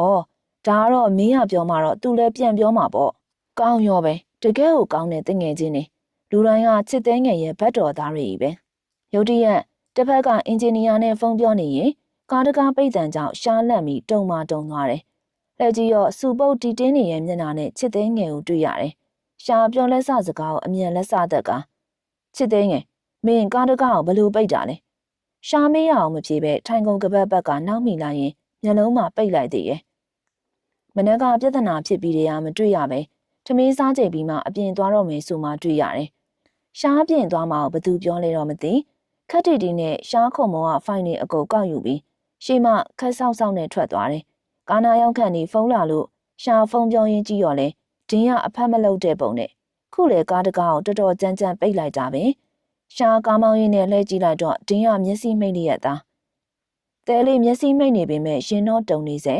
ေကိုကြီးကိုစံနာပြသလိုလုံနေပေမဲ့လူကလည်းကြောက်တော့ကြောက်နေတယ်။ကိုကြီးကမထင်ရင်မထင်သလိုအော်ငေါက်ပြီးရိုက်ပါရိုက်နိုင်တာမို့လူကလန့်နေရဲ့။ဒါမှလည်းတဲလေးကိုနာကျင်ခံစားရအောင်ပြောဆိုထားတဲ့ကိုကြီးကိုလုံးဝအလျှော့မပေးချင်ပါချစ်ပေမဲ့ဒီလောက်ထိအပြောရက်ဆက်တဲ့ကိုကြီးကိုတဲလေးလည်းတခုခုတော့ပြန်လုပ်ချင်တယ်ကိုကြီးဒီထက်ပိုလွန်လာရင်တဲလေးကိုကြီးကိုမြ мян ယူပစ်လိုက်ပါနော်တဲလေးစိတ်ဆိုးပြက်လာရင်ကိုကြီးကိုချက်ကြီးကောက်ယူပစ်လို့ရတယ်ဆိုတာသိလားလူကိုစိတ်နာအောင်မလုပ်ပါနဲ့စိတ်နာရင်ယောက်ျားတော်ပြီးလက်စားချေပစ်လိုက်ပါတဲလေးတွေးရင်မှသဘောကျပြီးစိတ်သက်သာရလဲရသွားတယ်နှလုံးလေးမတိမတာဖွင့်ကြည့်ရော့ကိုကြီးကကားကိုဂယုတဆိုင်မောင်းနေရဲ့တကယ်ပါချောမောနေရဲ့ရုပ်လေးမှမလိုက်အပြောကပတ်ဆက်ပါအကျဉ်းနာတရားခေါင်းမတဲ့လူကြီးရုတ်တရက်ဟွန်းဆိုတဲ့တန်ကြောင့်ရှားလဲကြည့်ရော့မျက်လုံးပြူးပြူးလေးနဲ့ရှားကိုကြည့်နေတဲ့ချစ်သိန်းငယ်ပြီးတော့မျက်စောင်းထိုးပြီးချက်ချင်းပြန်လှည့်သွားတယ်ဘာလဲဟာချစ်သိန်းငယ်အပြုတ်မှုကြောင့်လူကကြောင်းတောင်းမှဖြစ်သွားတယ်ချစ်သိန်းငယ်မျက်စောင်းထိုးတဲ့ပုံလေးကိုလည်းအတွေးတွေကမပြောင်းနိုင်အောင်ဖြစ်သွားတယ်ဘာလဲကွာဘာကြီးလဲချစ်သိန်းငယ်မင်းတော်တော်အာယုံနောက်တာပဲမြေခွဲနေရရောက်ပြီးမှုကားကိုလမ်းပေးချရင်ကားတကားကိုဖြည်းဖြည်းပိတ်နော်တခုခုဖြစ်သွားနဲ့မင်းကိုကားနဲ့တူတွဲချီထားမှာချိတ်ချောင်းတလို့ပြောပြီးကားပေါ်ကဆင်းသွားတဲ့ကိုကြီးကြောင့်တဲငယ်နှက်ခမ်းမဲ့လာရင်မုန်းလိုက်တာကားကိုတော့တော်တော်တန်ဖိုးထားနေတယ်ဒီအားလူကိုတော့တရိတ်ဆန်တစ်ခေါက်လိုပဲဆက်ဆက်နေတဲလေးပွားစီပြောရင်ဖိုင်တွဲတွေအကုန်လုံးတေချာယူပြီးကားတကားကိုတေချာလေးပိတ်လိုက်တယ်ကိုကြီးကအလုပ်တဲအာရုံစိုက်ပြီးအင်ဂျင်နီယာအကူတွေပြောစကားကိုတေချာခေါင်းတငိမ့်ငိမ့်နဲ့နားထောင်နေတယ်။တဲလေးမှပြောစရာစကားတွေကိုတေချာနားနဲ့အောင်လိုက်မှတ်ရင်မှကိုကြီးကိုလည်းတစ်ချက်ခိုးကြည့်မိရဲ့။တခါပါလာတဲ့သူတို့ခေါ်ဝေါ်တွေကိုတဲလေးတေချာမသိပေမဲ့ကိုကြီးရှိနေရဲ့ဆိုတဲ့အတွေးနဲ့တဲလေးအတွက်စူးစမ်းဖို့ motivation အဖြစ်နေရဲ့။ချစ်သိန်းရဲ့နေရာတော်တော်အမှတ်မရှိရပဲ။ဟိုကတော်တော်ကောင်းတယ်ဆိုတော့စူးစမ်းဖို့ motivation ဆိုတာတွေးနေသေးရဲ့။တနားရီကျော်လောက်ဆွေးနွေးမှုအပြီးမှာတော့ကိုကြီးကပြန်မှုအတွက်ပြင်ဆင်တယ်။အင်ဂျင်နီယာများကိုကြီးရောတဲလီရောနှုတ်ဆက်ပြီးကားပေါ်ကူစီတက်လိုက်ကြတယ်။ကားပေါ်တက်ပြီးကပတ်ပတ်ရင်ကိုကြီးဘက်ကြည့်မိရောတဲလီကိုခါထောက်ရင်စူးစိုက်ကြည့်နေတဲ့ကိုကြီးရဲ့အကြည့်တွေကိုတွေ့လိုက်ရတယ်။တဲလီမျက်လုံးပြူးပြရင်နဲ့ဘာလဲဆိုတဲ့ပုံမျိုးနဲ့မျက်ခုံးမှတွန်းပြတော့ကြည့်နေရလေငါကားတကားကိုဝုန်းဝန်းနဲ့ထပ်ပိတ်ရင်ကားပေါ်ကကန်ချဖို့ကြည့်နေတာအေးနောက်တစ်ခါကားကိုအဲ့လိုဝုန်းတိုင်းလောက်လို့ကတော့တကယ်ကန်ချမှာမလောက်တော့ပါဘူးလူကိုလုံးမရလို့ကားကိုလှုပ်တာဒါပေမဲ့အခုမလှုပ်တော့ဘူးဘာလူကိုလုံးမရလို့ဟုတ်လားချစ်သိန်းငယ်မင်းကငါ့ကိုပါလှုပ်ချင်သေးရလားရှာကြားလိုက်ရတဲ့စကားကြောင့်ကိုနာကိုပါမယုံနိုင်ဖြစ်သွားတယ်လှုပ်ချင်ပေမဲ့လုံးမရဘူးလေလုံးမရလို့ပြောတာလေအဲ့ဒါကြောင့်ကားကိုအဲ့လိုလှုပ်ပစ်တာလေဒါပေမဲ့အခုကားကိုလည်းမလှုပ်တော့ဘူးလို့ပြောတယ်လေရှားဘက်ကိုလှည့်ရင်းနဲ့နှက်ခမ်းစုချုံပြီးပြောနေတဲ့ချစ်သိန်းငယ်ပုံစံကြောင့်အသေးတွေရားနေမိရဲ့စိတ်ရှိတိုင်းသာဆိုအဲ့ဒီစုချုံနေတဲ့နှက်ခမ်းကိုကိုက်ပစ်လိုက်ခြင်းနဲ့ရုတ်တရက်ပူတက်လာတဲ့ချိန်ကြောင့်လေးဘူးတစ်ချက်မှုတ်ထုံရင်ကြပြကြရအကြည့်လွဲလိုက်တယ်။တဲလေးတိတ်သွားတဲ့ကိုကြီးကိုခိုးကြည့်ရင်ငါပြောတာအယမ်းလွန်သွားလားလို့တော့တွေးမိသွားတယ်။ကိုကြီးစိတ်ဆိုးသွားလားဘာဖြစ်သွားရလဲဆိုတာခံမှန်းဖို့မလွယ်လောက်အောင်ကိုကြီးကတည်ငြိမ်သွားပြီးတိတ်ဆိတ်နေတယ်။ဟိုဘိုင်နဲစာသလားလို့တော်တော်ပင်ပန်းသွားရှာတာ哦။တနေ့ကောင်ငါနဲ့ရံပြစ်လိုက်ငါ့ကိုပြန်ပြောလိုက်နေဆိုတော့ပင်ပန်းပြီးအစားစားခြင်းစိတ်တွေအယမ်းကောင်းသွားတာ။ကိုကြီးစကားကြောင့်တဲလေးသဘောကျသလိုခိခနဲရှိမိတယ်။မဟုတ်ပါဘူး။ရံဖြစ်တာလည်းမဟုတ်ပါဘူး။ပြန်ပြောတာလည်းမဟုတ်ပါဘူး။ဒီတိုင်းပါဇက်ကထွက်သွားတာ။အော်မှတ်သားစရာပဲနော်။နောက်တစ်ခါငါပြောရင်အဲ့လိုနှက်ခမ်းတလန်ပန်းတလန်နဲ့ပြန်ပြောကြည့်တွေ့မယ်။ကိုကြီးကစပြောရလေ။ကိုကြီးပြောလို့တဲလေးကအကျိုးအကြောင်းပြန်ပြောတာပဲရှိရဲ့။အဲ့ဒါကိုပြန်ပြောကြည့်တွေ့မယ်ဆိုတော့ဘာလဲ။တဲလေးကကိုကြီးပြောသမျှမှားမှန်အကုန်သီးခံနေရမှာလား။ပြန်ပြောရင်ဘာလို့မှလဲ။ပြောကြည့်လေ။ရှာအသားငယ်ကြီးရောခါတိုင်းလိုပဲပန်းနုရောင်နှက်ခမ်းလေးရစုချုံလို့ရဲ့မျက်မှောက်လေးကျုပ်ထားပြီးမျက်နှာလေးစုပုတ်ဖြစ်နေတယ်။ရှာရုတ်တရက်လူကထူထူပူပူဖြစ်လာပြန်တာမို့မသိသလိုနဲ့ကားဆက်မောင်းနေမိတယ်။တပတ်လောက်ကိုကြီးနဲ့ရံပြင်းလိုက်အလုံးတူသွားလိုက်ပညာပြတာခံလိုက်တဲလေးရပြန်ပြောလိုက်နဲ့နေ့စဉ်ဘဝကတာယာစုပြင်းနေရဲ့တဲလေးအတွက်တော့ကိုကြီးစီကအဲ့လိုအဆူပြောခံရတာလေးကသဘောကျစရာဖြစ်နေတယ်။ ကိုကြီးကအလုံးရှုံနေရင်တော့ဘာမှအာရုံရမနေပဲသူအလုံးမရှုပ်ပဲအေးဆေးဖြစ်နေရင်တဲလေးကိုတော့ပညာပြတတ်တယ်ဘာမှမရှိရဲ့မြေကွက်လက်အလွတ်တွေကိုသူစကားပြောပြီးဆွေးနွေးပြီးရနဲ့တေချသွားကြည့်တချံလုံးပတ်ကြီးဆိုတာမျိုးလောက်ခိုင်းတတ်တယ်တဲလေးသိရပေါ့နေဘူးထဲမှာတဲလေးကိုပညာပြတာလေတဲလေးကတော့အမြင်ကက်ကက်နဲ့အဆအဆုံးလမ်းလျှောက်သွားပြီးဖုန်းနဲ့ဗီဒီယိုပါရိုက်ထားလိုက်တယ်ပြီးရင်သူ့ကိုရုံရောက်တာနဲ့ပြန်ကြည့်ခိုင်းလိုက်တယ်သူအားရတဲ့မကြည့်တော့ဘူးဆိုတော့လေတဲလေးကအတင်းကြည့်ခိုင်းတတ်တယ်ဒီလိုတော့လာမလုံးနဲ့ကိုကြီးတဲလေးလည်းပညာပြတတ်တယ်သိလားတွင်းထဲမှာတဲလေးနှာခေါင်းလေးရှုံမိရဲ့ကိုကြီးကိုလမ်းကြည့်ရောဖုန်းပြောနေရင်ခေါင်းတညိမ့်ငိမ့်လုံနေတယ်ကိုကြီးကဘလို့ပဲကြည့်ကြည့်တော်တော်ကိုကြည့်ကောင်းတာပါကြစ်လစ်ပြီးတောင့်တင်းနေတဲ့ခန္ဓာကိုယ်နဲ့အရက်ရှိရှိနေရလိုက်ဖက်ညီပြီးအချိုးချနေရဲ့နိုင်ငံသားမှာအလုံးကြိုးကြိုးစားစားလုပ်တယ်သားဆိုရယ်ကိုကြီးသားရီကဝင်းဖန်ပြီးကြီးနေတယ်ရှာဖုံပြောရင်တစ်ဖက်လဲလာတော့ရှာကိုမီးထောက်ပြီးကြည့်နေတဲ့ချစ်သိန်းငယ်အကြည့်နဲ့တိုးတယ်ရှာမျက်ခုံးပေးလိုက်တော့သွားလေးတွေစီမျက်နှာချိုသွေးပြတဲ့ချစ်သိန်းငယ်ကြောင့်လူကကြောင်တောင်တောင်နဲ့ဖြစ်သွားရတယ်ဘာလဲဒီမိတ်ကလေးတစ်ဖက်ကဆပ်ပလာယာကမထင်ရင်မထင်သလိုဂျင်းထဲဖို့ချောင်းနေရသူမို့ရှာဖုံပြောတာကိုတေချာအာယုံစိုက်နေလိုက်တယ်ဖုံပြောတာကိုအမြန်လက်စသက်ပြီးဝင်လာတော့ရှာစပွဲနားမှာရက်နေရဲ့ချစ်သိန်းငယ်ကိုတွေ့တော့ဘာလဲဘာကိစ္စရှိလို့လဲခုလေးပဲမြောင်းတကုတ်ဘက်ကဆိုင်အတွက် breakdown plan ကိုကိုကြီးစီပို့လိုက်တယ်ပြီးတော့ meeting minute တွေအကုန်လုံးနဲ့ကိုကြီးစီပို့ထားတယ်အဲ့ဒါတကူးတကပြောစရာမလိုပါဘူးမေးကြည့်လိုက်ရင်တွေ့နေရပဲဖုန်းမိတန်းကြောင့်ဖုန်းကိုကြည့်ပြီးတော့ဟန်နီးစီမဖြစ်တယ်ဟယ်လိုရှာနေအလုပ်ရှုပ်နေလားမရှုပ်ပါဘူးရတယ်ပြောဟန်နီငါအနေနဲ့ခဏတွေ့ကျင်လို့ရမလားရှာဟန်နီနဲ့မစုံဖြစ်တာနည်းနည်းတော့ကြာနေပြီဖြစ်တယ်ဟန်နီကတွေးဖို့ပြောခဲ့တာမို့ခုတွေးကျင်တာကကိစ္စတစ်ခုခုရှိနေမယ်ဆိုတာခံမှန်းမိပါတယ်ရတယ်လေဘယ်တော့လဲချစ်နာရဲ့အခုတွေးကျင်တာပါဟိုနေအားမပါအခုမအားရင်လဲ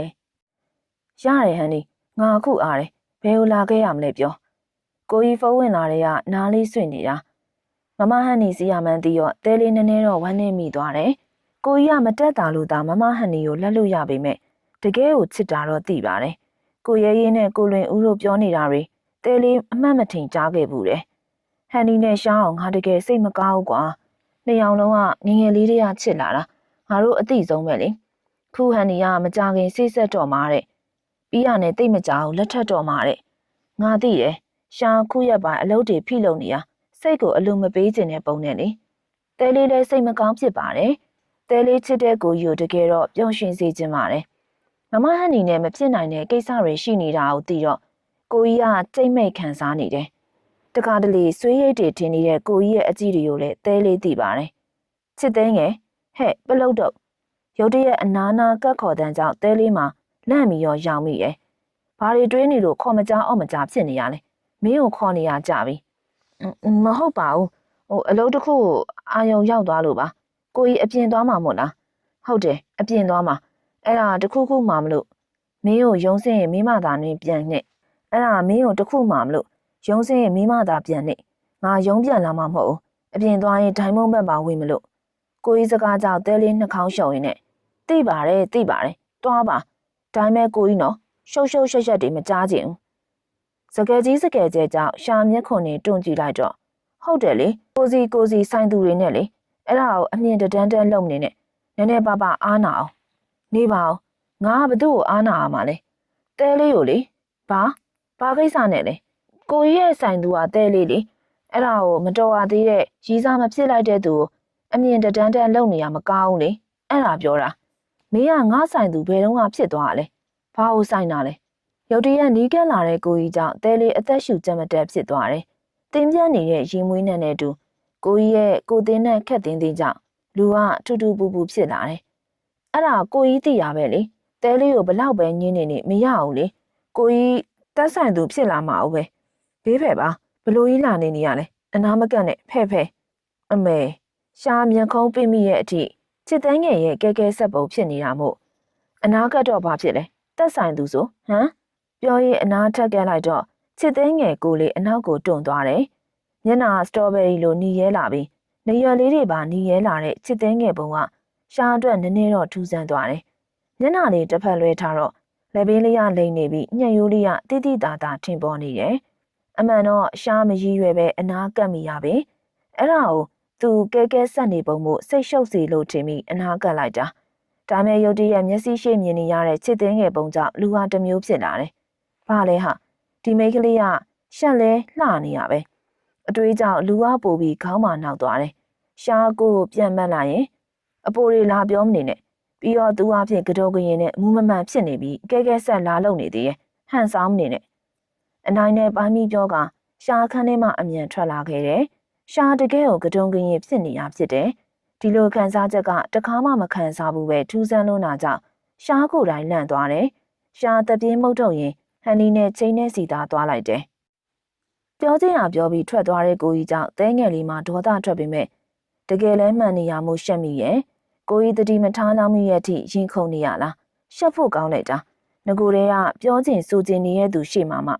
တဲလေးတတိထားမိရ3 ရက်ရှိပြီမမဟန်နီနဲ့တွေ့ပြီးပြန်လာတဲ့ချိန်အားစားပြီးဒီနေ့ဆို3 ရက်ကိုကြီးမျက်နှာမကောင်းမဲ့အစားလဲသိချမစားပဲနေတ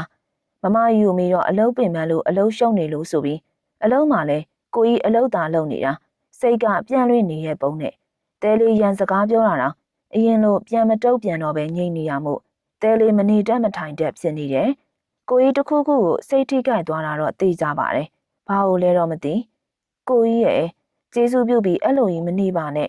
ကိုကြီးအဲ့လိုကြီးဝမ်းနေတယ်လို့စိတ်တက်ကြတယ်လို့ဖြစ်နေတာတဲလေးပိုခံစားရတယ်ကိုကြီးခုလိုခံစားနေရရင်မမဟန်နီကိုသာတွန်းတောင်းမှန်ပြီးကိုကြီးနဲ့အဆင်ပြေအောင်ကိုကြီးပေးခြင်းစိတ်တွေတဖွာဖွာပေါ်လာတယ်ကိုကြီးသိလားတဲလေးအလောင်းထိကိုကြီးကိုချစ်နေမိတာပါတဲလေးအတွေးကြောင့်စိတ်မောမောနဲ့တက်ပြင်းခါခါချမိတယ်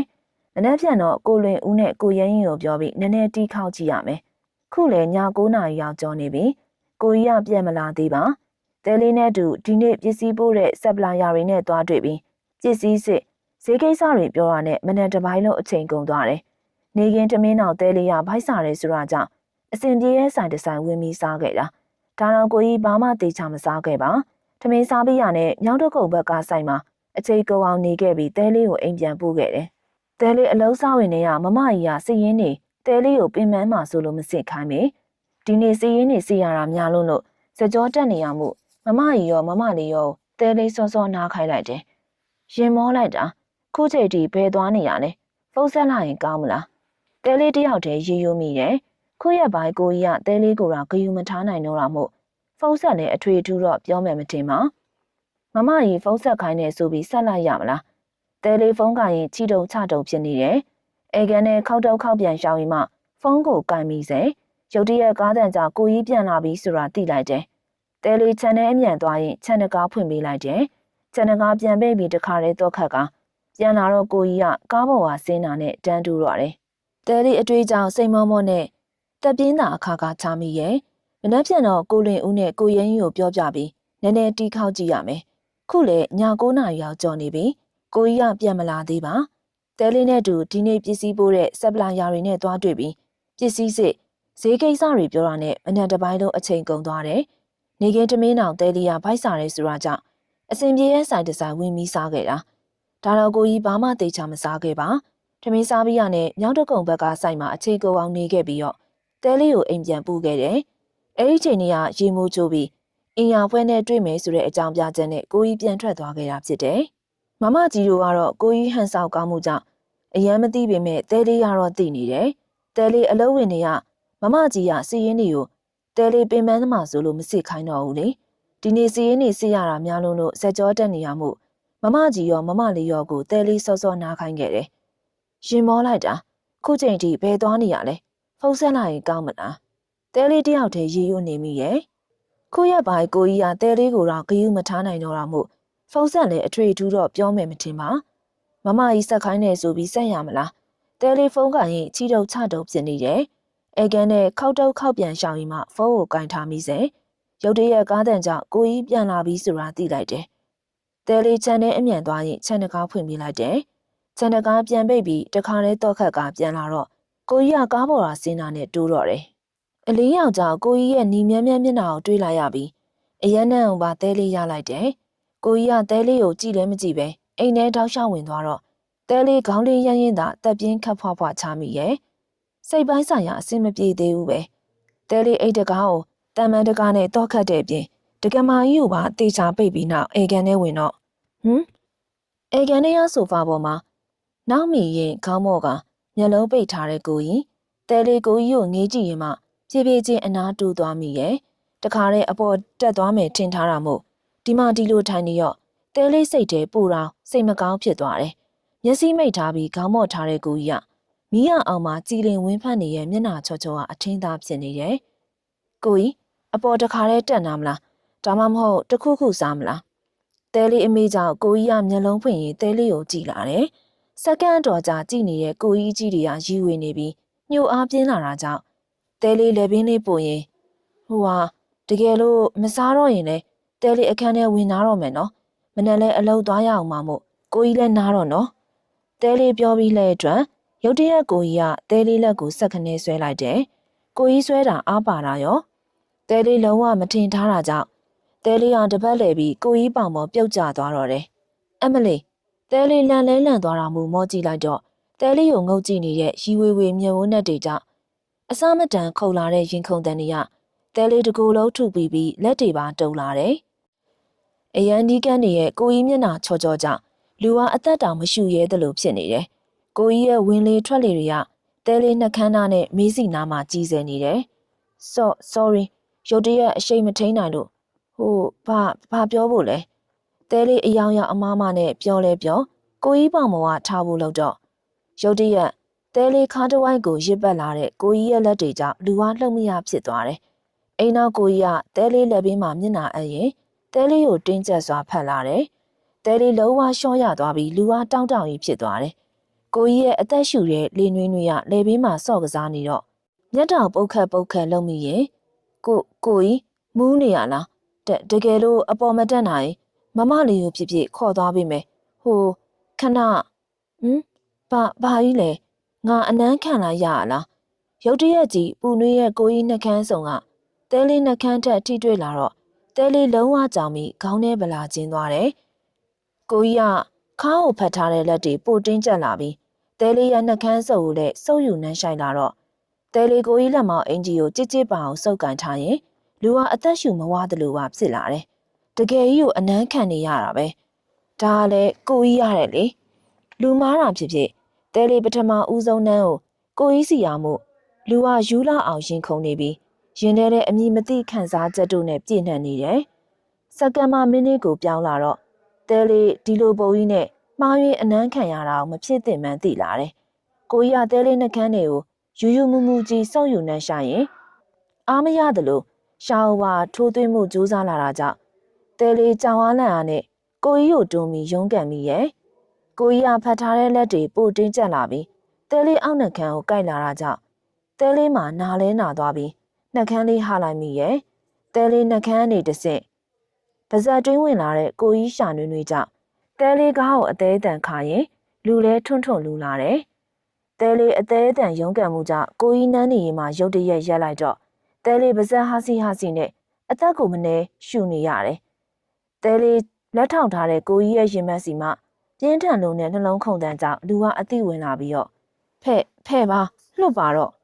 တဲလေးပြုံးရင်အသက်နေပါတုံလာတယ်ကိုကြီးမျက်နှာကိုမကြည့်ရဲပဲအတင်းထက်ယုံတော့ခါးကိုရစ်ပတ်ထားတဲ့ကိုကြီးလက်တွေပြေလျော့လာတယ်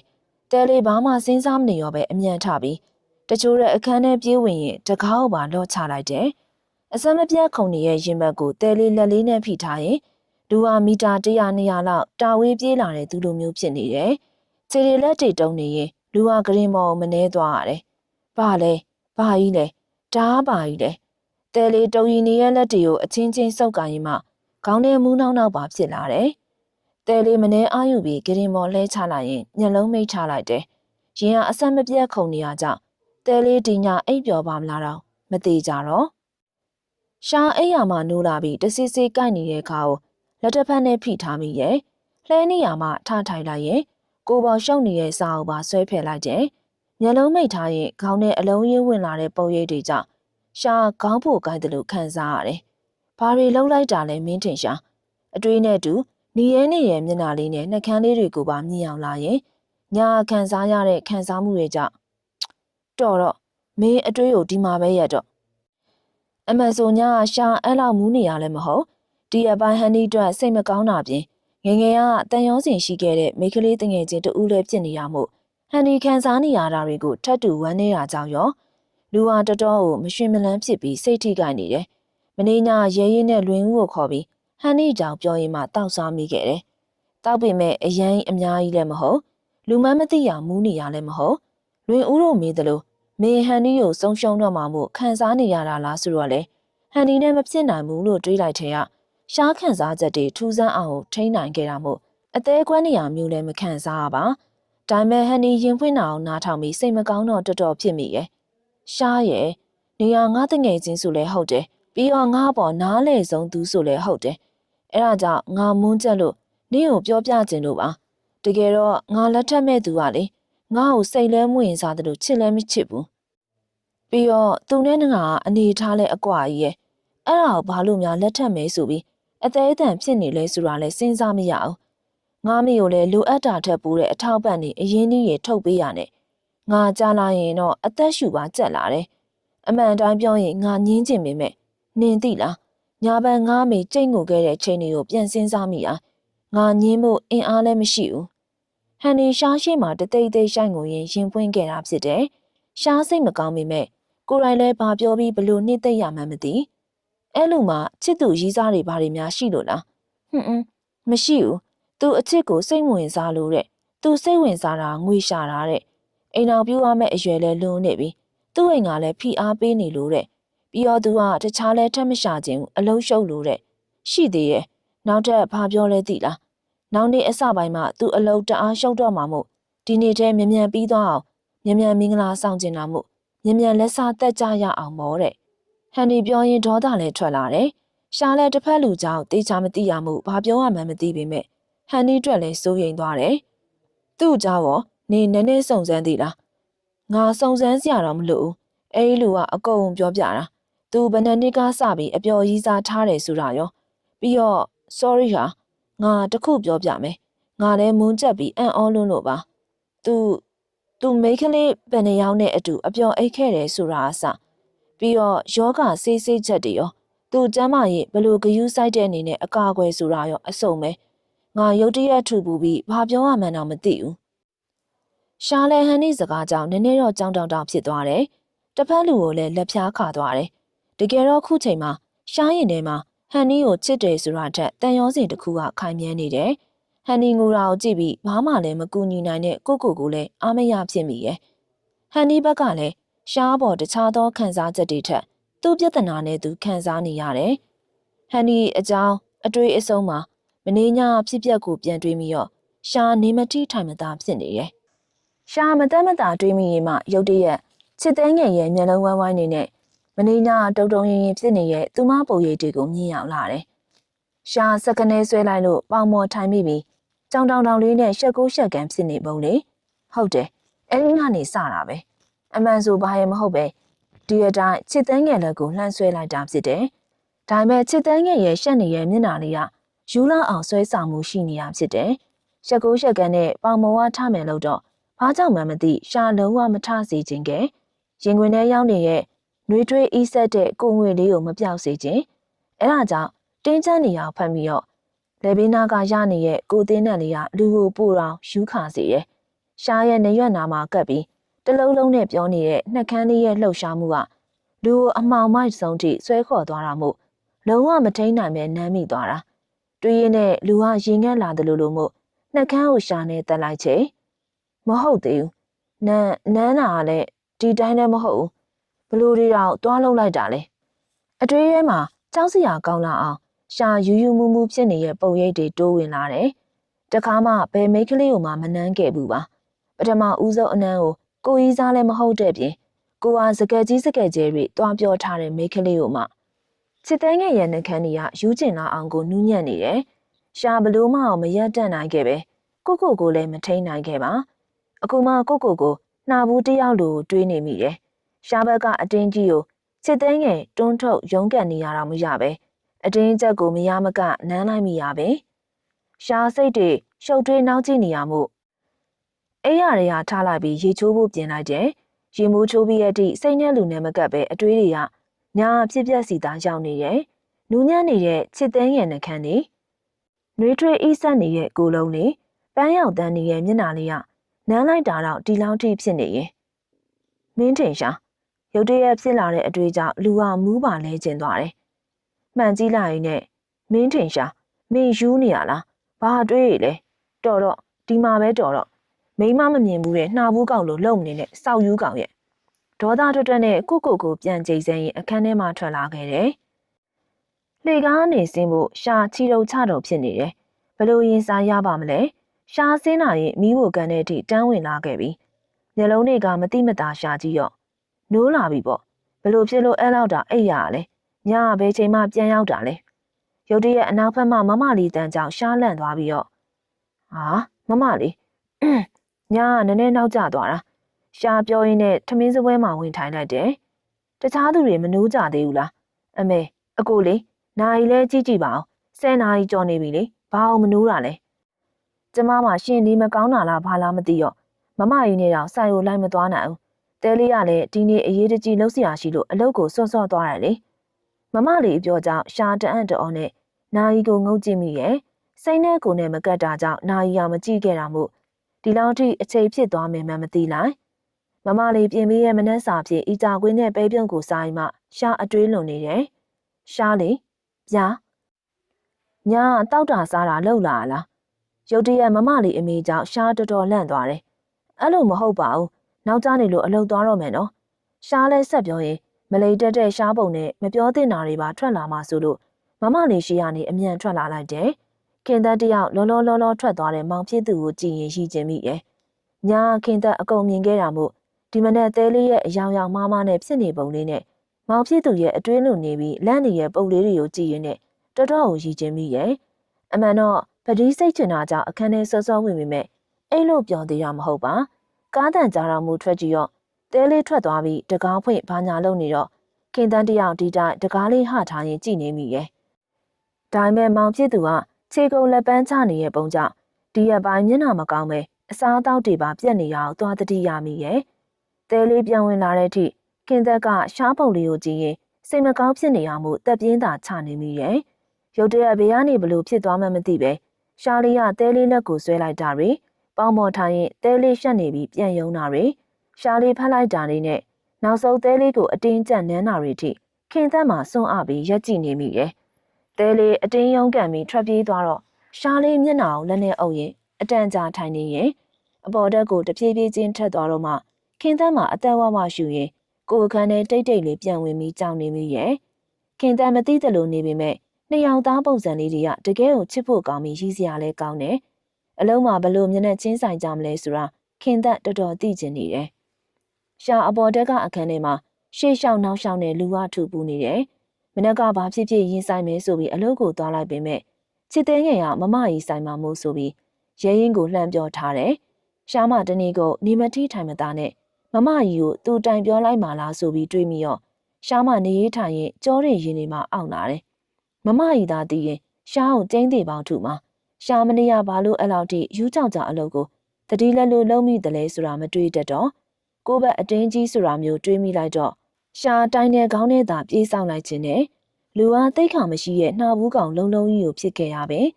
ချစ်သိန်းငယ်ရှားကိုရှောင်နေရဲဆိုတာသိတာပါတယ်အင်းလေကိုတော်သူ့ကိုမျက်နှာချင်းဆိုင်မှုခန့်နေရသူဟာမိန်းကလေးဆိုတော့ပို့ဆိုးတာပေါ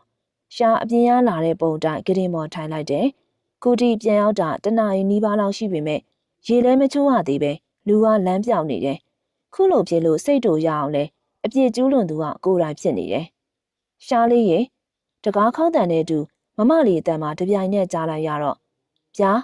ထမင်းစားမယ်တဲ့မမကြီးကရှားလေးကိုစောင့်နေတာဟုတ်ကျွန်တော်ရေတောင်မချိုးရသေးဘူးအပေါ်တက်သွားတာကြပြီးမြန်ချိုးအောက်မှာထမင်းမစားပဲစောင့်နေရနော်ဟုတ်မမလေးထွက်သွားတဲ့ခြေတံကြတော့မှရှာအသက်ဝဝရှူရဲတော့တယ်အိမ်နောက်ရေချိုးခြင်းကိုသာအမြန်လုပ်ပြီးအောက်ထပ်ကိုဆင်းသွားလိုက်တယ်မိဖို့ကန်နဲ့ဝင်ချင်းတဲလေးကမနက်ကထူးထူးဆန်းဆန်းဆိုင်ကိုရောက်သွားတယ်ဆိုတော့မမလေးအံ့ဩသွားတာယုံသွားမယ်ဆိုပြီးလေရှားဝင်လာရင်ချစ်သိန်းငယ်ပြောတာကိုသာနားဆွင့်ထားတယ်ချစ်သိန်းငယ်ကိုကြည့်ဖို့တော့တကယ်ကိုမဝင်မရဲဖြစ်နေတယ်ဒါပေမဲ့ရှားသေးကြတော့တောင်းပန်တင်တယ်လို့သိနေတယ်ဟုတ်တယ်မမလေးမမကြီးကစည်ရင်းနေနည်းနည်းများတော့ပင်ပန်းပြီးစကြောတက်တာဖြစ်နေလို့လေ အဲ့ဒါကြောင့်တဲလေးကဒီနေ့စိုင်မဲသွားလိုက်တာမမလေးလည်းအိမ်မှာနည်းနည်းနားကျင်လို့ရအောင်လို့တဲလေးပဲသွားလိုက်တာချစ်သိန်းငယ်တန်းကတာမန်ထက်နည်းနည်းတိုးရှာနေတယ်ရှားစိတ်ထင်လို့ပဲလားမသိရှားစိတ်တဲနေလို့မရတာကြောင့်ချစ်သိန်းငယ်ကိုမော်ကြည့်ရော့ခေါင်းငုပ်ပြီးထမင်းကိုပဲတဲကြီးမဲကြီးစားနေတယ်ရှားနဲ့မျက်လုံးချင်းတောင်မစုံလာပါဒီနေ့ထမင်းဝိုင်းကခါတိုင်းထက်ပိုတိတ်ဆိတ်နေတယ်မမကြီးနဲ့မမလေးကတစ်ချက်စကားပြောပြီးမဲ့ချစ်သိန်းငယ်ရောရှားရောလုံးဝတိတ်နေတယ်ဟမ်တဲလေးတော့ပြီလားဟုတ်မမလေးဘိုင်းသိန်းမစားလို့ပါရှားတို့တော့ဘာမှမဲမဲရမစားရသေးပဲချစ်သိန်းငယ်ကထမင်းဝနေပြီဆိုတော့ရှားလဲထမင်းစားခြင်းကိုအမြန်လက်စတက်လိုက်တယ်မမကြီးတို့မပြီးခင်ချစ်သိန်းငယ်ကိုတခုခုတော့ပြောချင်နေရဖြစ်တယ်ချစ်သိန်းငယ်ပကံစီပြီးမိဖို့ကန်ထဲကထွက်သွားတော့ရှားလဲမြ мян ထားရက်လိုက်တယ်ရှားလေးလည်းပြီးပြီလားမမလေးအမေကြောင့်ရှားလဲပင်းပို့ရင်နဲ့ဟုတ်ဘိုင်းသိန်းမစားလို့လေကျွန်တော်ရင်သွားနေမယ်နော်အလုပ်ကိစ္စလေးတစ်ခုရှိလို့ပါရှားပြောရင်းနဲ့မြ мян ထွက်လာလိုက်တယ်ခင်သက်ရင်ဒီနေ့ရောက်ရန်ပြေထားပြန်ပြီထင်တယ်နော်ရန်ရှာတာရှားလေးပဲနေမှာပါစိတ်လဲညစ်တယ်ဒီကောင်လေးကိုငါနည်းနည်းမေးကြည့်အောင်ပါဟာနေရောမမေးနဲ့သူတို့ရန်ဖြစ်တာတော့မဟုတ်ပေမဲ့နည်းနည်းအင်းပေါ့ရန်ဖြစ်တယ်ပဲထားပါတော့ခင်သက်လည်းရုတ်တရက်ကြီးမမကြီးကိုဘလို့ရှင်းပြရမလဲမသိရမို့ကြောင်တောင်နေဖြစ်နေတယ်ဟမ်ဟဲ့ဘာကြီးရောသူတို့ဘာဖြစ်တာလဲနင်းသိလားခင်သက်မမကြီးကိုရုတ်တရက်ဘာပြောရမလဲလို့မသိရောသိတယ်ဆိုပြီးပြောရင်လေမမကြီးကရှားလေးကိုအသေးလုံးတက်နိုင်တယ်မသိဘူးလို့ညင်းရအောင်လေကိုကအဲ့ဒီလောက်ထိပီပီရီမလိမ့်တန်ခဏလေးပါမမကြီးရဲ့ရန်ဖြစ်တာတော့မဟုတ်ပေမဲ့အလုပ်ကိစ္စနဲ့ပတ်သက်ပြီးပြောရမှရှိနေရမျိုးတင်တယ်ဒီအပိုင်းရှားလေးအလုပ်အရမ်းများကလည်းမမကြီးတိတာနဲ့ခင်သက်အပြောကိုမမကြီးတက်ပြင်းချရင်နားပဲထောင်နေရဲ့ဘာမှတော့မပြောပြမမကြီးကကြတဲလေးနဲ့ပတ်သက်ရင်ငကိုတွေကတနာတဲ့ဓာတ်ခံအားများနေရမို့တခုခုဆိုတဲလေးကိုအနိုင်ကျင့်နေဆိုတာမျိုးနဲ့မြင်တတ်တယ်ခင်သက်ကတော့တဲလေးနဲ့ရှားလေးကိုသဘောတူပြီးတော့နှစ်ယောက်သားခုလိုချင်းနေလေးကိုသဘောကျနေမိရကြောင့်အရင်စိတ်ပူတာမျိုးမရှိပါတဲလေးရင်ခုန်လွန်းလို့ပေါက်ထွက်တော့မယ်လို့တော့ထင်ရတယ်ခါတိုင်းစောစောစီးစီးထပြီးမနှက်စာပြင်းရမှာလဲ2 ရက်ရှိပြီဘာမှထွက်မလုပ်နိုင်တာအေးရေးပြတ်တာကြောင့်လူကလည်းခါနေတယ်နှစ်ညဆက်တိုက်လုံးဝအိတ်မပြောတာမို့အေးရေးမတ်တဲ့တဲလေးအတွက်တော်တော်အဆင်မပြေဖြစ်နေတယ်ခု9 နာရီကျော်နေပြီရေမိုးချိုးပြင်ဆင်ပြီးပြီမဲ့ခုထိအခန်းထဲကမထွက်ရသေးချစ်သိန်းငယ်မနက်ကို9 နာရီအိမ်ရထွက်မယ်ပြောစရာရှိရဲ့ကိုကြီးစီမှာအဲ့ဒီ message ကိုရတော့လူဝါလန့်ပြီးကြုံကြရင်ဖြစ်ပါတယ်အေးလို့ပါမပြောတော့ပါသူအရင်စနန်းတာလေသူဘာသာသူချစ်တဲ့မိန်းကလေးနဲ့လူမားပြီးလာနန်းတာ9 နှစ်နာတယ်တဲလေးလူမားနန်းတယ်ဆိုတဲ့အတွေ့အကြုံရင်ထဲလိုက်ခနဲ့ဝမ်းနေသွားတယ်ဒါမဲ့ကိုကြီးကသူမလည်းငါ့ကိုလာအောင်ပါပါမုန်းလိုက်တာပြီးတော့ဘလို့ကြီးလာနန်းတာလဲထိုညကိုတွေးပြီးတော့တဲလေးမှာနှကန်းလေးကိုကိုင်းရင်လူဝထူပူလာတယ်အဲ့လိုနန်းရလားဒီလောက်ကြီးတိစချင်းနန်းလိုက်ရတာလားရုပ်ရှင်ကားတွေတဲ့နန်းနာတွေအများကြီးကြည့်ဘူးပေမဲ့ကိုယ်တိုင်ကိုကြအနမ်းခံလာရတော့တဲလေးမှာတွေးတိုင်းမူးလဲကျင်စိတ်ပေါက်တယ်တဲလေးတွေ့လေးငင်းနေရင်မှတဲလေးရေမမလေးတန်းကြောင့်တဲလေးမှာလမ်းပြန်ပြီးကိုလေးပါတုံသွားတယ်ရှင်ဟုတ်ကဲ့တဲလေးမထွက်လာသေးလို့လေတဲလေးရဲ့ကိုကြီးကမေးနေရဲ့ဒီနေ့အလုပ်ကိစ္စအရေးကြီးရဲ့ဆိုဟုတ်ကဲ့လာပြီနော်မမလေးခဏလေးပါနော်တဲလေးကကိုကြီးမေးနေရဲ့ဆိုတာနဲ့ပြရခက်ပြီးဘာလုံးလို့ကြံရမှန်းမသိရောအေးပါရတယ်တဲလေးပြင်ဆင်လို့ပြီးပြီဆိုထွက်ခဲ့နော်ဟုတ်ကဲ့မမလေးတဲလေးအသက်ကိုတဝကြီးခက်ပြင်းပြင်းရှူသွင်းလိုက်ရှူထုံးလိုက်လှုပ်လိုက်ပြီးတော့ fighting ချစ်တဲ့ငယ်လာမဲ့ဘေးကပြန်တွေးလိုက်တာအကောင်းဆုံးပဲ fighting ကိုမသားကိုအားပေးရင်အိတ်လေးဆွဲယူကအခန်းထဲမှာထွက်လာခဲ့တယ်မိဖို့ကန်ထဲဝင်တော့စပွဲထိတ်မှာထိုင်နေတဲ့ကိုကြီးကိုအရင်တွေ့ရတယ်ရုတ်တရက်ကိုကြီးကမောကြည့်လာတော့တဲလေးကကမန်းကရန်အကြည့်လွယ်ပြီးခုံမှထိုင်လိုက်တယ်တဲလေးနေမကောင်းလားမျက်နှာလေးနွမ်းနေတယ်မျက်နှာလည်းနီးနေတယ်မမကြီးကပြောရင်တဲလေးနှစ်ဖူးလေးကိုစမ်းကြည့်ရဲ့တဲလေးကရုတ်တရက်ရှက်လွန်လို့အငွေ့ပါပြန်ကျင်သွားတယ်ကိုကြီးရှိမှတဲလေးရုပ်ပြက်စင်ပြက်ပေါ်တဲတိုးကြီးအပြောခံလိုက်ရတာမို့လူကပါယူကျင်သွားတော့တယ်အဲ့လိုမဟုတ်ပါဘူးမုတ်စားလိုက်မယ်နော်တဲလေးကပြောစရာမရှိပြောစရာရှာပြီးဟန်လုံးရီပြလိုက်တယ်တဲလေးမှာစားတာစားနေရတာဘာရတာမှန်းမသိတဲလေးတတိထားမိနေရကတော့တဲလေးကိုတယောက်ယောက်စူးစိုက်ကြည့်နေရဲဆိုတာပဲကိုကြီးဆိုတာလဲတဲလေးခံမှန်းမိရဲ့ တဲလေးမှကြောက်လွန်းလို့ခေါင်းတော်မမော့ရဲ့နောက်ကျနေပြီတွားရတော့မယ်ရုတ်တရက်ကိုကြီးစီမှာထွက်တဲ့အတန်ကြောင့်တဲလေးစားတာကိုမြင်မြန်လက်ဆတတ်မိရဲ့မမကြီးကတက်ပြင်းချရင်အလုံးလုံးတာလဲလုံးတာပေါ့ဒါပေမဲ့နှစ်ယောက်လုံးကိုကျမ်းမာကြီးလဲဂီယူဆိုင်ကြပြီးတော့ရှားလေးပင်ပန်းအောင်ပညာပြမယ်ဆိုတာတွေမလုပ်နဲ့နော်အမတွားတော့မယ်အလုပ်ကိစ္စရှိလို့ကိုကြီးကပြောပြီးရနဲ့ချက်ချင်းထားထွက်သွားတော့တဲလေးလည်းနောက်ကနေလိုက်သွားရတယ်ကားပေါ်ရောက်တာနဲ့ချက်ချင်းကပတ်ပတ်ပြီးရနဲ့တဲလေးပတင်းပေါင်းမှန်ကိုခေါင်းမိပြီးမျက်စိမိတ်ထားလိုက်တယ်ရှားစိတ်တဲ့ကလီကလီဖြစ်နေတာကိုခံရခံနေတယ်မနက်မုတ်စားတာကနေခုထိချစ်သိန်းငယ်ပုံကထူးဆန်းစွာရှားရီးကျင်းတယ်လို့ဖြစ်နေတယ်ရှက်နေမယ်ဆိုတာနားလည်ပေမဲ့ခုလိုပုံလေးတွေလုံနေတော့ရှားတကယ်ကိုရင်ထဲကလီကလီဖြစ်နေတယ်အသေးရတာမျိုးကြုံမှုပေမဲ့ခုခံစားချက်ကထူးဆန်းလာတယ်အမတ်မတင်ချစ်သိန်းငယ်ဘက်လက်ကြီးရောအတင်းမိတ်ထားတဲ့မျက်လုံးတွေကမိတ်တုပ်ဖြစ်နေတယ်တင်းတင်းစိတ်ထားတဲ့နှကန်းနေစီအကြီးရောက်တော့အတွေးရမသက်မသာပူဖြစ်လာတယ်မျက်နှာတစ်ဖက်ကိုလှည့်လိုက်ရင်ကားကိုလမ်းရှင်းတဲ့နေရာမှာဘေးချရလိုက်တယ်ချစ်သိန်းငယ်ရှားခေါ်တန်ကြောင့်သူမကိုလေးစက်ကနေတုံသွားတာတတိထားမိလိုက်တယ်မျက်လုံးနဲ့ရတော့မှိတ်ထားစေရှားသဘောကျသလိုဖြစ်သွားပေမဲ့ပြုံးယုံသာပြုံးမိရဲ့ပြောစရာရှိပြောလေချစ်သိန်းရဲ့စက်ကနေမျက်လုံးပွင့်ကြည့်ပြီးတော့ဒီမှာကိုကြီးကိစ္စတွေကကိုကြီးစတာနော်ကိုကြီးကြောင့်ဖြစ်တာတဲလေးကိုအပြစ်တင်ဖို့မကြိုးစားနဲ့ကိုကြီးဘာသာကိုပြီးမူးယူပြီးတော့လူလာမှားတာတဲလေးနဲ့ဘာမှမဆိုင်ဘူးတဲလေးမျက်နှာပြောင်တိုက်တာမဟုတ်တယ်လို့ကိုကြီးကိုလာမြူဆွဲရလည်းမဟုတ်ဘူးအမှန်ဆိုတဲလေးကနစ်နာတာတဲလေးရဲ့ပထမဦးဆုံးလေးအဲ့ဒါကိုကိုကြီးကမူးယူနဲ့တခြားသူနဲ့မှားတာလေတဲလေးရင်တုံပေမဲ့ကိုကြီးမျက်နှာကိုမကြည့်ပဲဇက်တိုက်ပြောပြလိုက်တယ်အိမ်တော်မျက်နှာကိုခက်တီတီလေးနဲ့ရှေ့တက်တဲ့ကိုပဲကြည့်နေလိုက်တယ်အချိန်တော်ကြာတဲ့အထိကိုကြီးဘက်မှဘာမှမတုံ့ပြန်လာပဲမူးယူနေတာမဟုတ်ဘူးဟမ်အတန်ကြာမှပြောလာတဲ့ကိုကြီးစကားကြောင့်တဲလေးအံ့ဩပြီးလှည့်ကြည့်ရောတဲလေးကိုစိုက်ပြီးကြည့်နေတဲ့ကိုကြီးရဲ့အကြည်စူးစူးတွေနဲ့တူတယ်ပြီးတော့လူမားကလည်းမဟုတ်ဘူးဒီတခါတော့တဲလေးမျက်လုံးလေးတွေဝိုင်းပြီးပါဇက်အဟောင်းသားနဲ့ဖြစ်မိတယ်ကြောင်တောင်ဖြစ်နေတာမို့ကိုကြီးကိုအကြည့်လွဲဖို့လည်းမေ့နေခဲ့တယ်ကြည်လင်ပြီးရှင်းသန့်တဲ့ကိုကြီးမျက်နှာကခါတိုင်းလိုပဲအယမ်းကြည့်ကောင်းနေတယ်တောင်းပန်ပါတယ်ငါတကယ်ကိုကြီးကပြောနေရင်ရက်လိုက်ပြီးတဲလေးကိုစူးစိုက်ကြည့်ပြီးမျက်ဝန်းနေတဲ့နားလေရခတ်တဲ့အယောင်တွေနဲ့လေးနက်နေတယ်တဲလေးလည်းရင်တုံတာရောရင်ခုန်တာရောကြောင့်လူကအသက်ရှူပါမြန်လာတယ်ကိုကြီးမျက်ဝန်းတွေကိုစိုက်ကြည့်ရင်လူကဘာကိုအရှုံးပေးရမှန်းမသိပေမဲ့အရှုံးပေးကျင်လာတယ်မူးယူနေတာမဟုတ်ဘူးလူမားကလည်းမဟုတ်ဘူးဒါဆိုတဲလေးတွေးမြူချလိုက်ရင်နဲ့ကိုကြီးမျက်လုံးဝိုင်းဝိုင်းလေးနဲ့ပြူးကြည့်နေရင်မှအတန်တုံလေးနဲ့ခေါ်လာတာကြောင့်အားဆိုပြောရင်အသက်ကိုခက်ပြင်းပြင်းရှူသွင်းရင်ရှားကိုမျက်နှာနီနီလေးနဲ့ကြည့်ကအဲ့ဒါဆိုဘာလို့မိကုန်းကိုတဝက်တစ်ပြက်ရက်လိုက်ပေမဲ့စက်မေးမဲ့ချစ်သိန်းငယ်စကားတွေကိုသိပါတယ်ချစ်သိန်းငယ်စက်မေးရင်းနဲ့ရှားတကယ်ကိုယူသွားနိုင်တယ်ဘလို့ဖြေရမလဲဘာလို့နန်းနာလဲဆိုတာကိုဘလို့ဖြေရမလဲ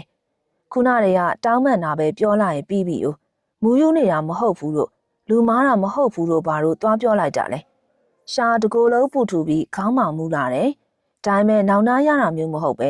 ကိုယ်တိုင်အဖြစ်မသိနေရမို့ရှားမှာဒုက္ခရောက်နေရတာဖြစ်တယ်ပြီးတော့ငါလည်းပထမဆုံးပဲမင်းထင်ရှားမင်းသိလိုက်တော့တဲလေးကရုတ်တရက်ကိုကြီးအပြောကြောင့်အံ့ဩလို့ပါဇက်အဟောင်းသားနဲ့ဖြစ်နေတယ်မဟုတ်သေးဘူးလေဘာလို့ပထမဆုံးလဲဒါအခုစကားလုပ်ပြီးလာပြောနေရလားကိုကြီးနော်ဘာတွေလာပြောနေရလဲဘသူကမေးနေလို့လဲဒီရွယ်ကြီးရောက်နေပြီကိုပထမဆုံးလာလုပ်နေသေးတယ်မဟုတ်ဘူးတကယ်ပြောတာငါပြောပြချင်တာအဲ့လိုမဟုတ်ပေမဲ့ဟိုဟာဘယ်လိုရှင်းပြရမလဲမသိပေမဲ့တကယ်တောင်းပန်ပါတယ်တကယ်ပါတခုကမင်းသိထားမှာ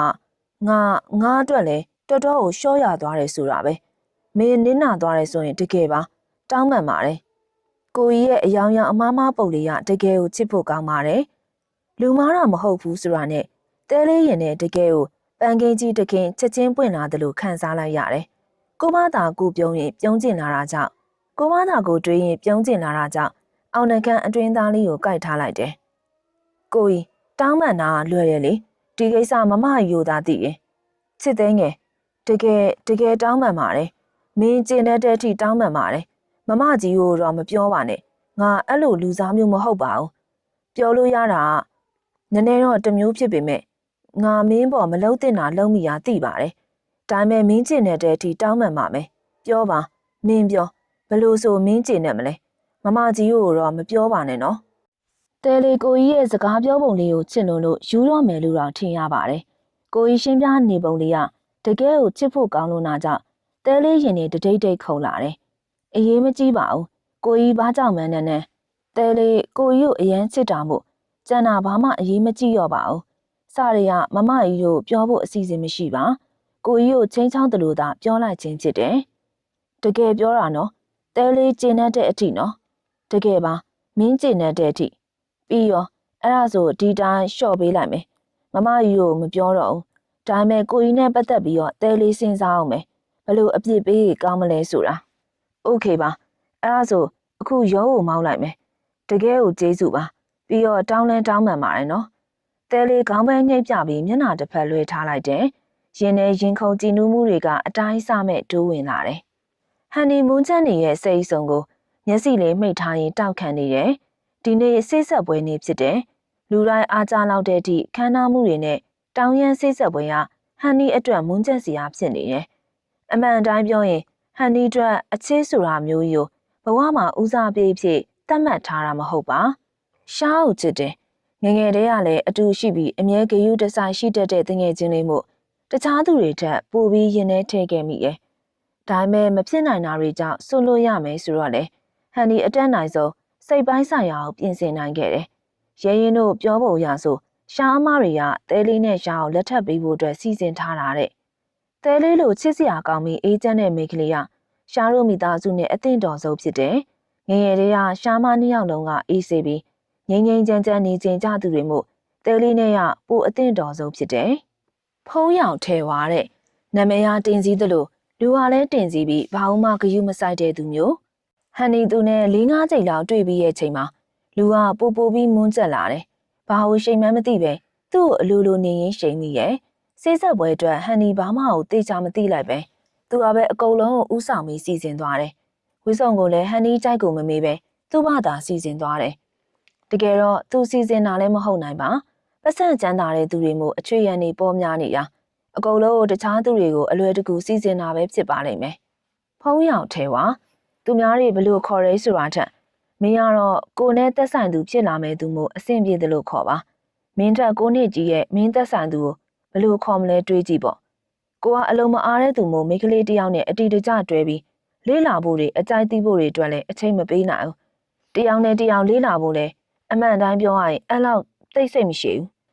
အဲ့ဒါကြောင့်မင်းကအဆင်ပြေမယ်တင်လို့မင်းနဲ့စိတ်ဆက်မယ်မြန်မြန်လက်ထပ်မယ်ဒါပဲမင်းရဲ့အတိတ်တွေလည်းစိတ်ဝင်စားအောင်အခုလက်ရှိပြစ်စုံပန်နဲ့စိတ်ဝင်စားအောင်ကိုနဲ့စိတ်ဆက်ပြီးရဲ့အချိန်ဟာစပြီးအကြောင်းကိုပဲစိတ်ဝင်စားမယ်မင်းနဲ့မစိတ်ဆက်ခင်အချိန်ထိကြိုက်တယ်လို့နေလို့ရတယ်ကိုလည်းကိုသဘောကျကြိုက်တယ်လို့နေခဲ့သူမို့ကိုယူမဲ့မိန်းမနဲ့ပတ်သက်ပြီးအတိတ်ကင်းရှင်းမှုတွေကိုစိတ်ဝင်စားအောင်ကိုလုပ်ငန်းသဘောရတွဲခဲ့တဲ့မိန်းကလေးတွေလည်းအများကြီးပဲလုပ်ငန်းသဘောမဟုတ်ပဲစိတ်ဖြစ်ရအတွက်တွဲခဲ့တဲ့မိန်းကလေးတွေလည်းအများကြီးပဲအများစုနဲ့ one night stand နေခဲ့တယ်ကွန်ဒုံးသုံးတာမို့ကျမ်းမာရေးအတွက်တော့လုံးဝစိတ်ချရတယ်။ဒါပေမဲ့အတီတကျမိန်းမယူပြီးရနဲ့အဲ့လိုကိစ္စတွေလုံးဝလုံးမှာမဟုတ်ဘူး။ဘာလို့လဲဆိုတော့ကိုကအာယုံနောက်မခံနိုင်တာမို့အဲ့လိုစကားတွေကိုမျက်တောင်မခတ်ပဲနဲ့ခက်တိတီပြောနိုင်တဲ့ယောက်ျားကိုဟန်နီလက်ထက်ရတော့မယ်။တပ်ပြင်းရှည်ကြီးကိုချရင်ဟန်နီခေါင်းငုံထားမိရဲ့။ရုတ်တရက်တကားပွင့်သွားတဲ့တော့ဟန်နီမောကြည့်ရော့ဟန်နီနဲ့စင်တူညီညွတ်ရောက်စုကိုစမတ်ကြစွာဝိစင်ထားတဲ့လူကဝင်လာတယ်။အသက်34နှစ်အရွယ်ဖုံးရောင်ထဲဝါကအသက်အရွယ်နဲ့သူ့ရာထူးနဲ့လိုက်ဖက်စွာအမြဲစမတ်ကြဝိစင်တတ်တယ်။ရုပ်ရည်အရာရောငွေကြေးချမ်းသာမှုရောယာထူးရရောလုံးဝကိုပြည့်စုံနေတဲ့မိန်းကလေးတွေသဘောကျတဲ့ယောက်ျားလေးမျိုးပုံစံဖြစ်ပါတယ်။ဝင်ကြီးရဲမှုတန်အမတ်မိသားစုမျိုးနယ်မှာဆင်းသက်လာသူနိုင်ငံရေးကိုစိတ်ဝင်စားတာကြောင့်စီးပွားရေးကိုပဲဥတီလောက်တာကြောင့်နိုင်ငံတကာနဲ့ရင်မောက်တန်းနိုင်လောက်အောင်ချမ်းသာသူတူဒီဝိဆုံတွေကတော်တော်လိုက်တာပဲထင်တဲ့အတိုင်းပဲသုံးစုံထဲမှာဒီညညူအောင်ကမင်းနဲ့လိုက်တယ်ဟန်ဒီအတွေးလုံနေပြီမဲ့သူဟာရုတ်တရက်ပြောလာတာကြောင့်ခေါင်းငုတ်ရင်ကိုပြန်ကြည့်မိရဲ့တကယ်တော့သူစီစဉ်ပေးသမျှဝိဆုံတွေကတကယ်ကိုလှတာပါလှလုံးလို့ဟန်ဒီမရွေးတတ်တာကြောင့်မိတ်ကပ်အာတစ်ကရွေးပေးခဲ့တာဖြစ်တယ် အိုးအမေ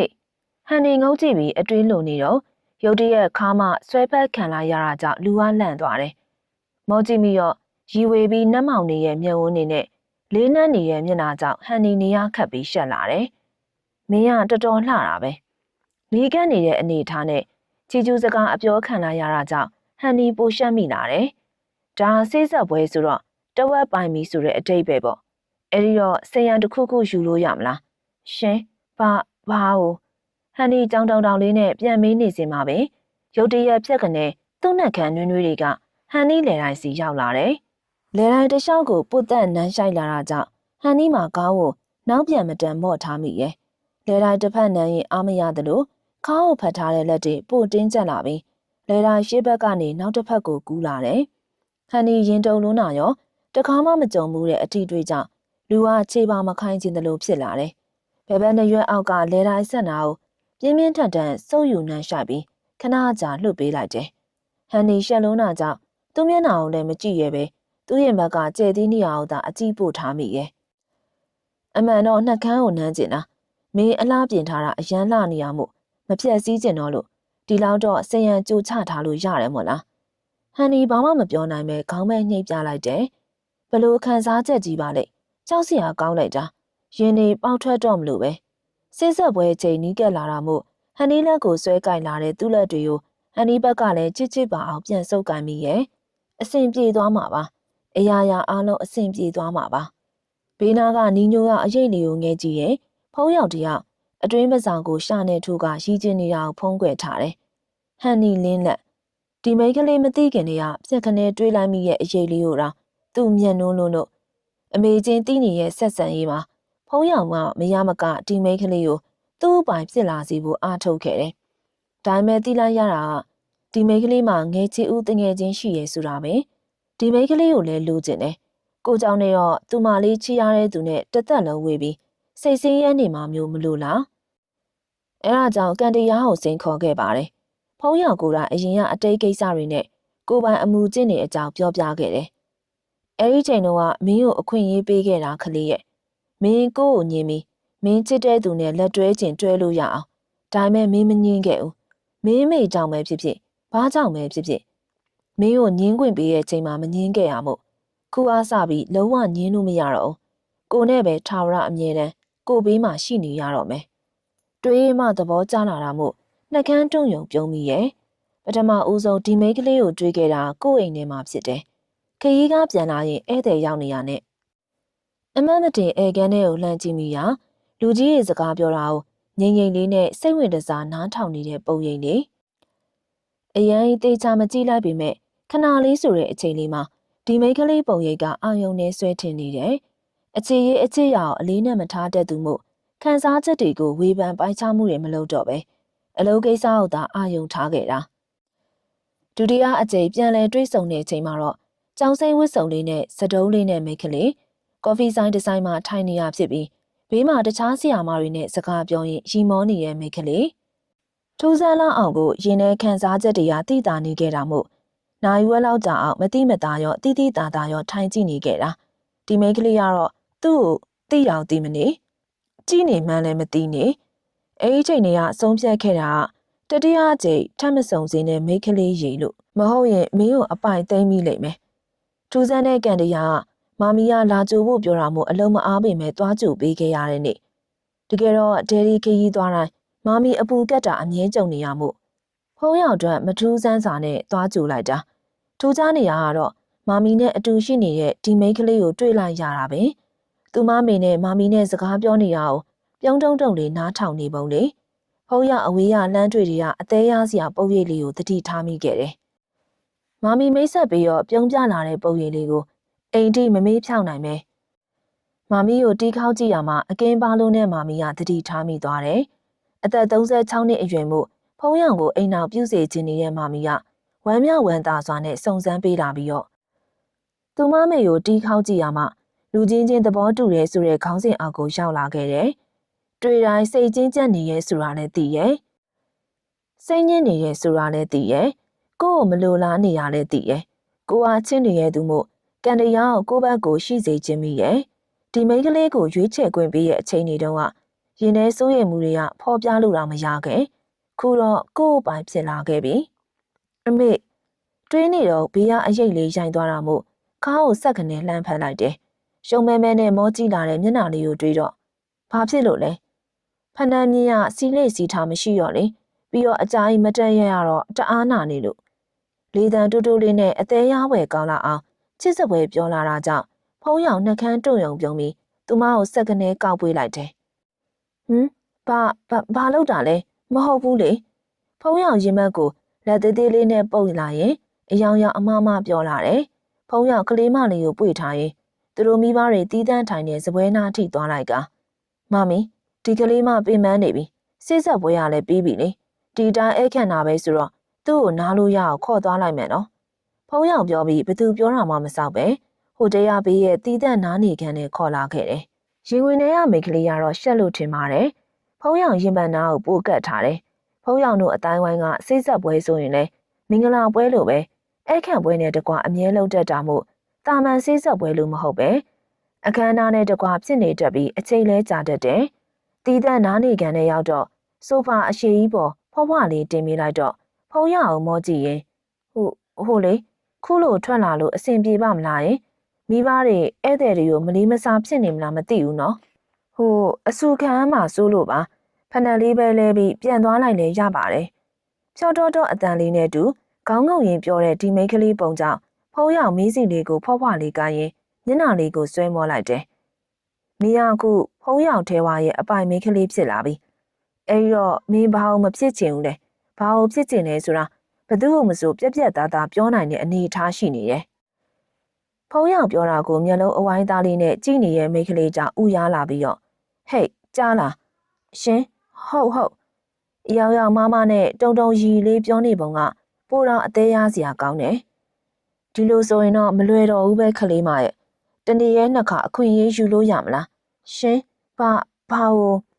ပြိုးကြောင်လေးနဲ့ပြန်ပြီးလာတဲ့ပုံလေးကြောင့်စိတ်တွေကအစွန်းထိနှက်မှောင်သွားပြီးနှကန်းလေးကိုဖိကန့်နှမ်းလိုက်တယ်နူးညံ့ပြီးပူနွေးနေတဲ့ဒီကလေးမလေးရဲ့နှကန်းဆုံးကဖုံးရောင်ကိုပိုးပြီးအယိုင်းဆန်စီတယ်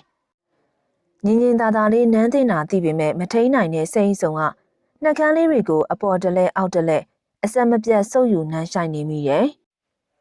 လက်သေးသေးလေးတွေကဖုံးရောင်ရင်ဘက်ကအင်ကြီးစားကိုစုပ်ကင်ထားတဲ့ခံစားမိရဲ့ချိန်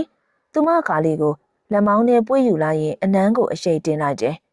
ယူလာအောင်ချစ်တယ်ခလေးရဲ့မင်းကိုချစ်လို့ကိုယူတော့မယ်ထင်တယ်ဟုတ်ကဲ့ပါရှင်အပိုင်းနှစ်ကိုတော့ဒီမှာပဲရန်နာခွင့်ပြုပါအောင်ရှင်ဇလန်လေးကိုအားပေးခဲ့လို့လည်းအားလုံးကိုကျေးဇူးတင်ပါတယ်ရှင်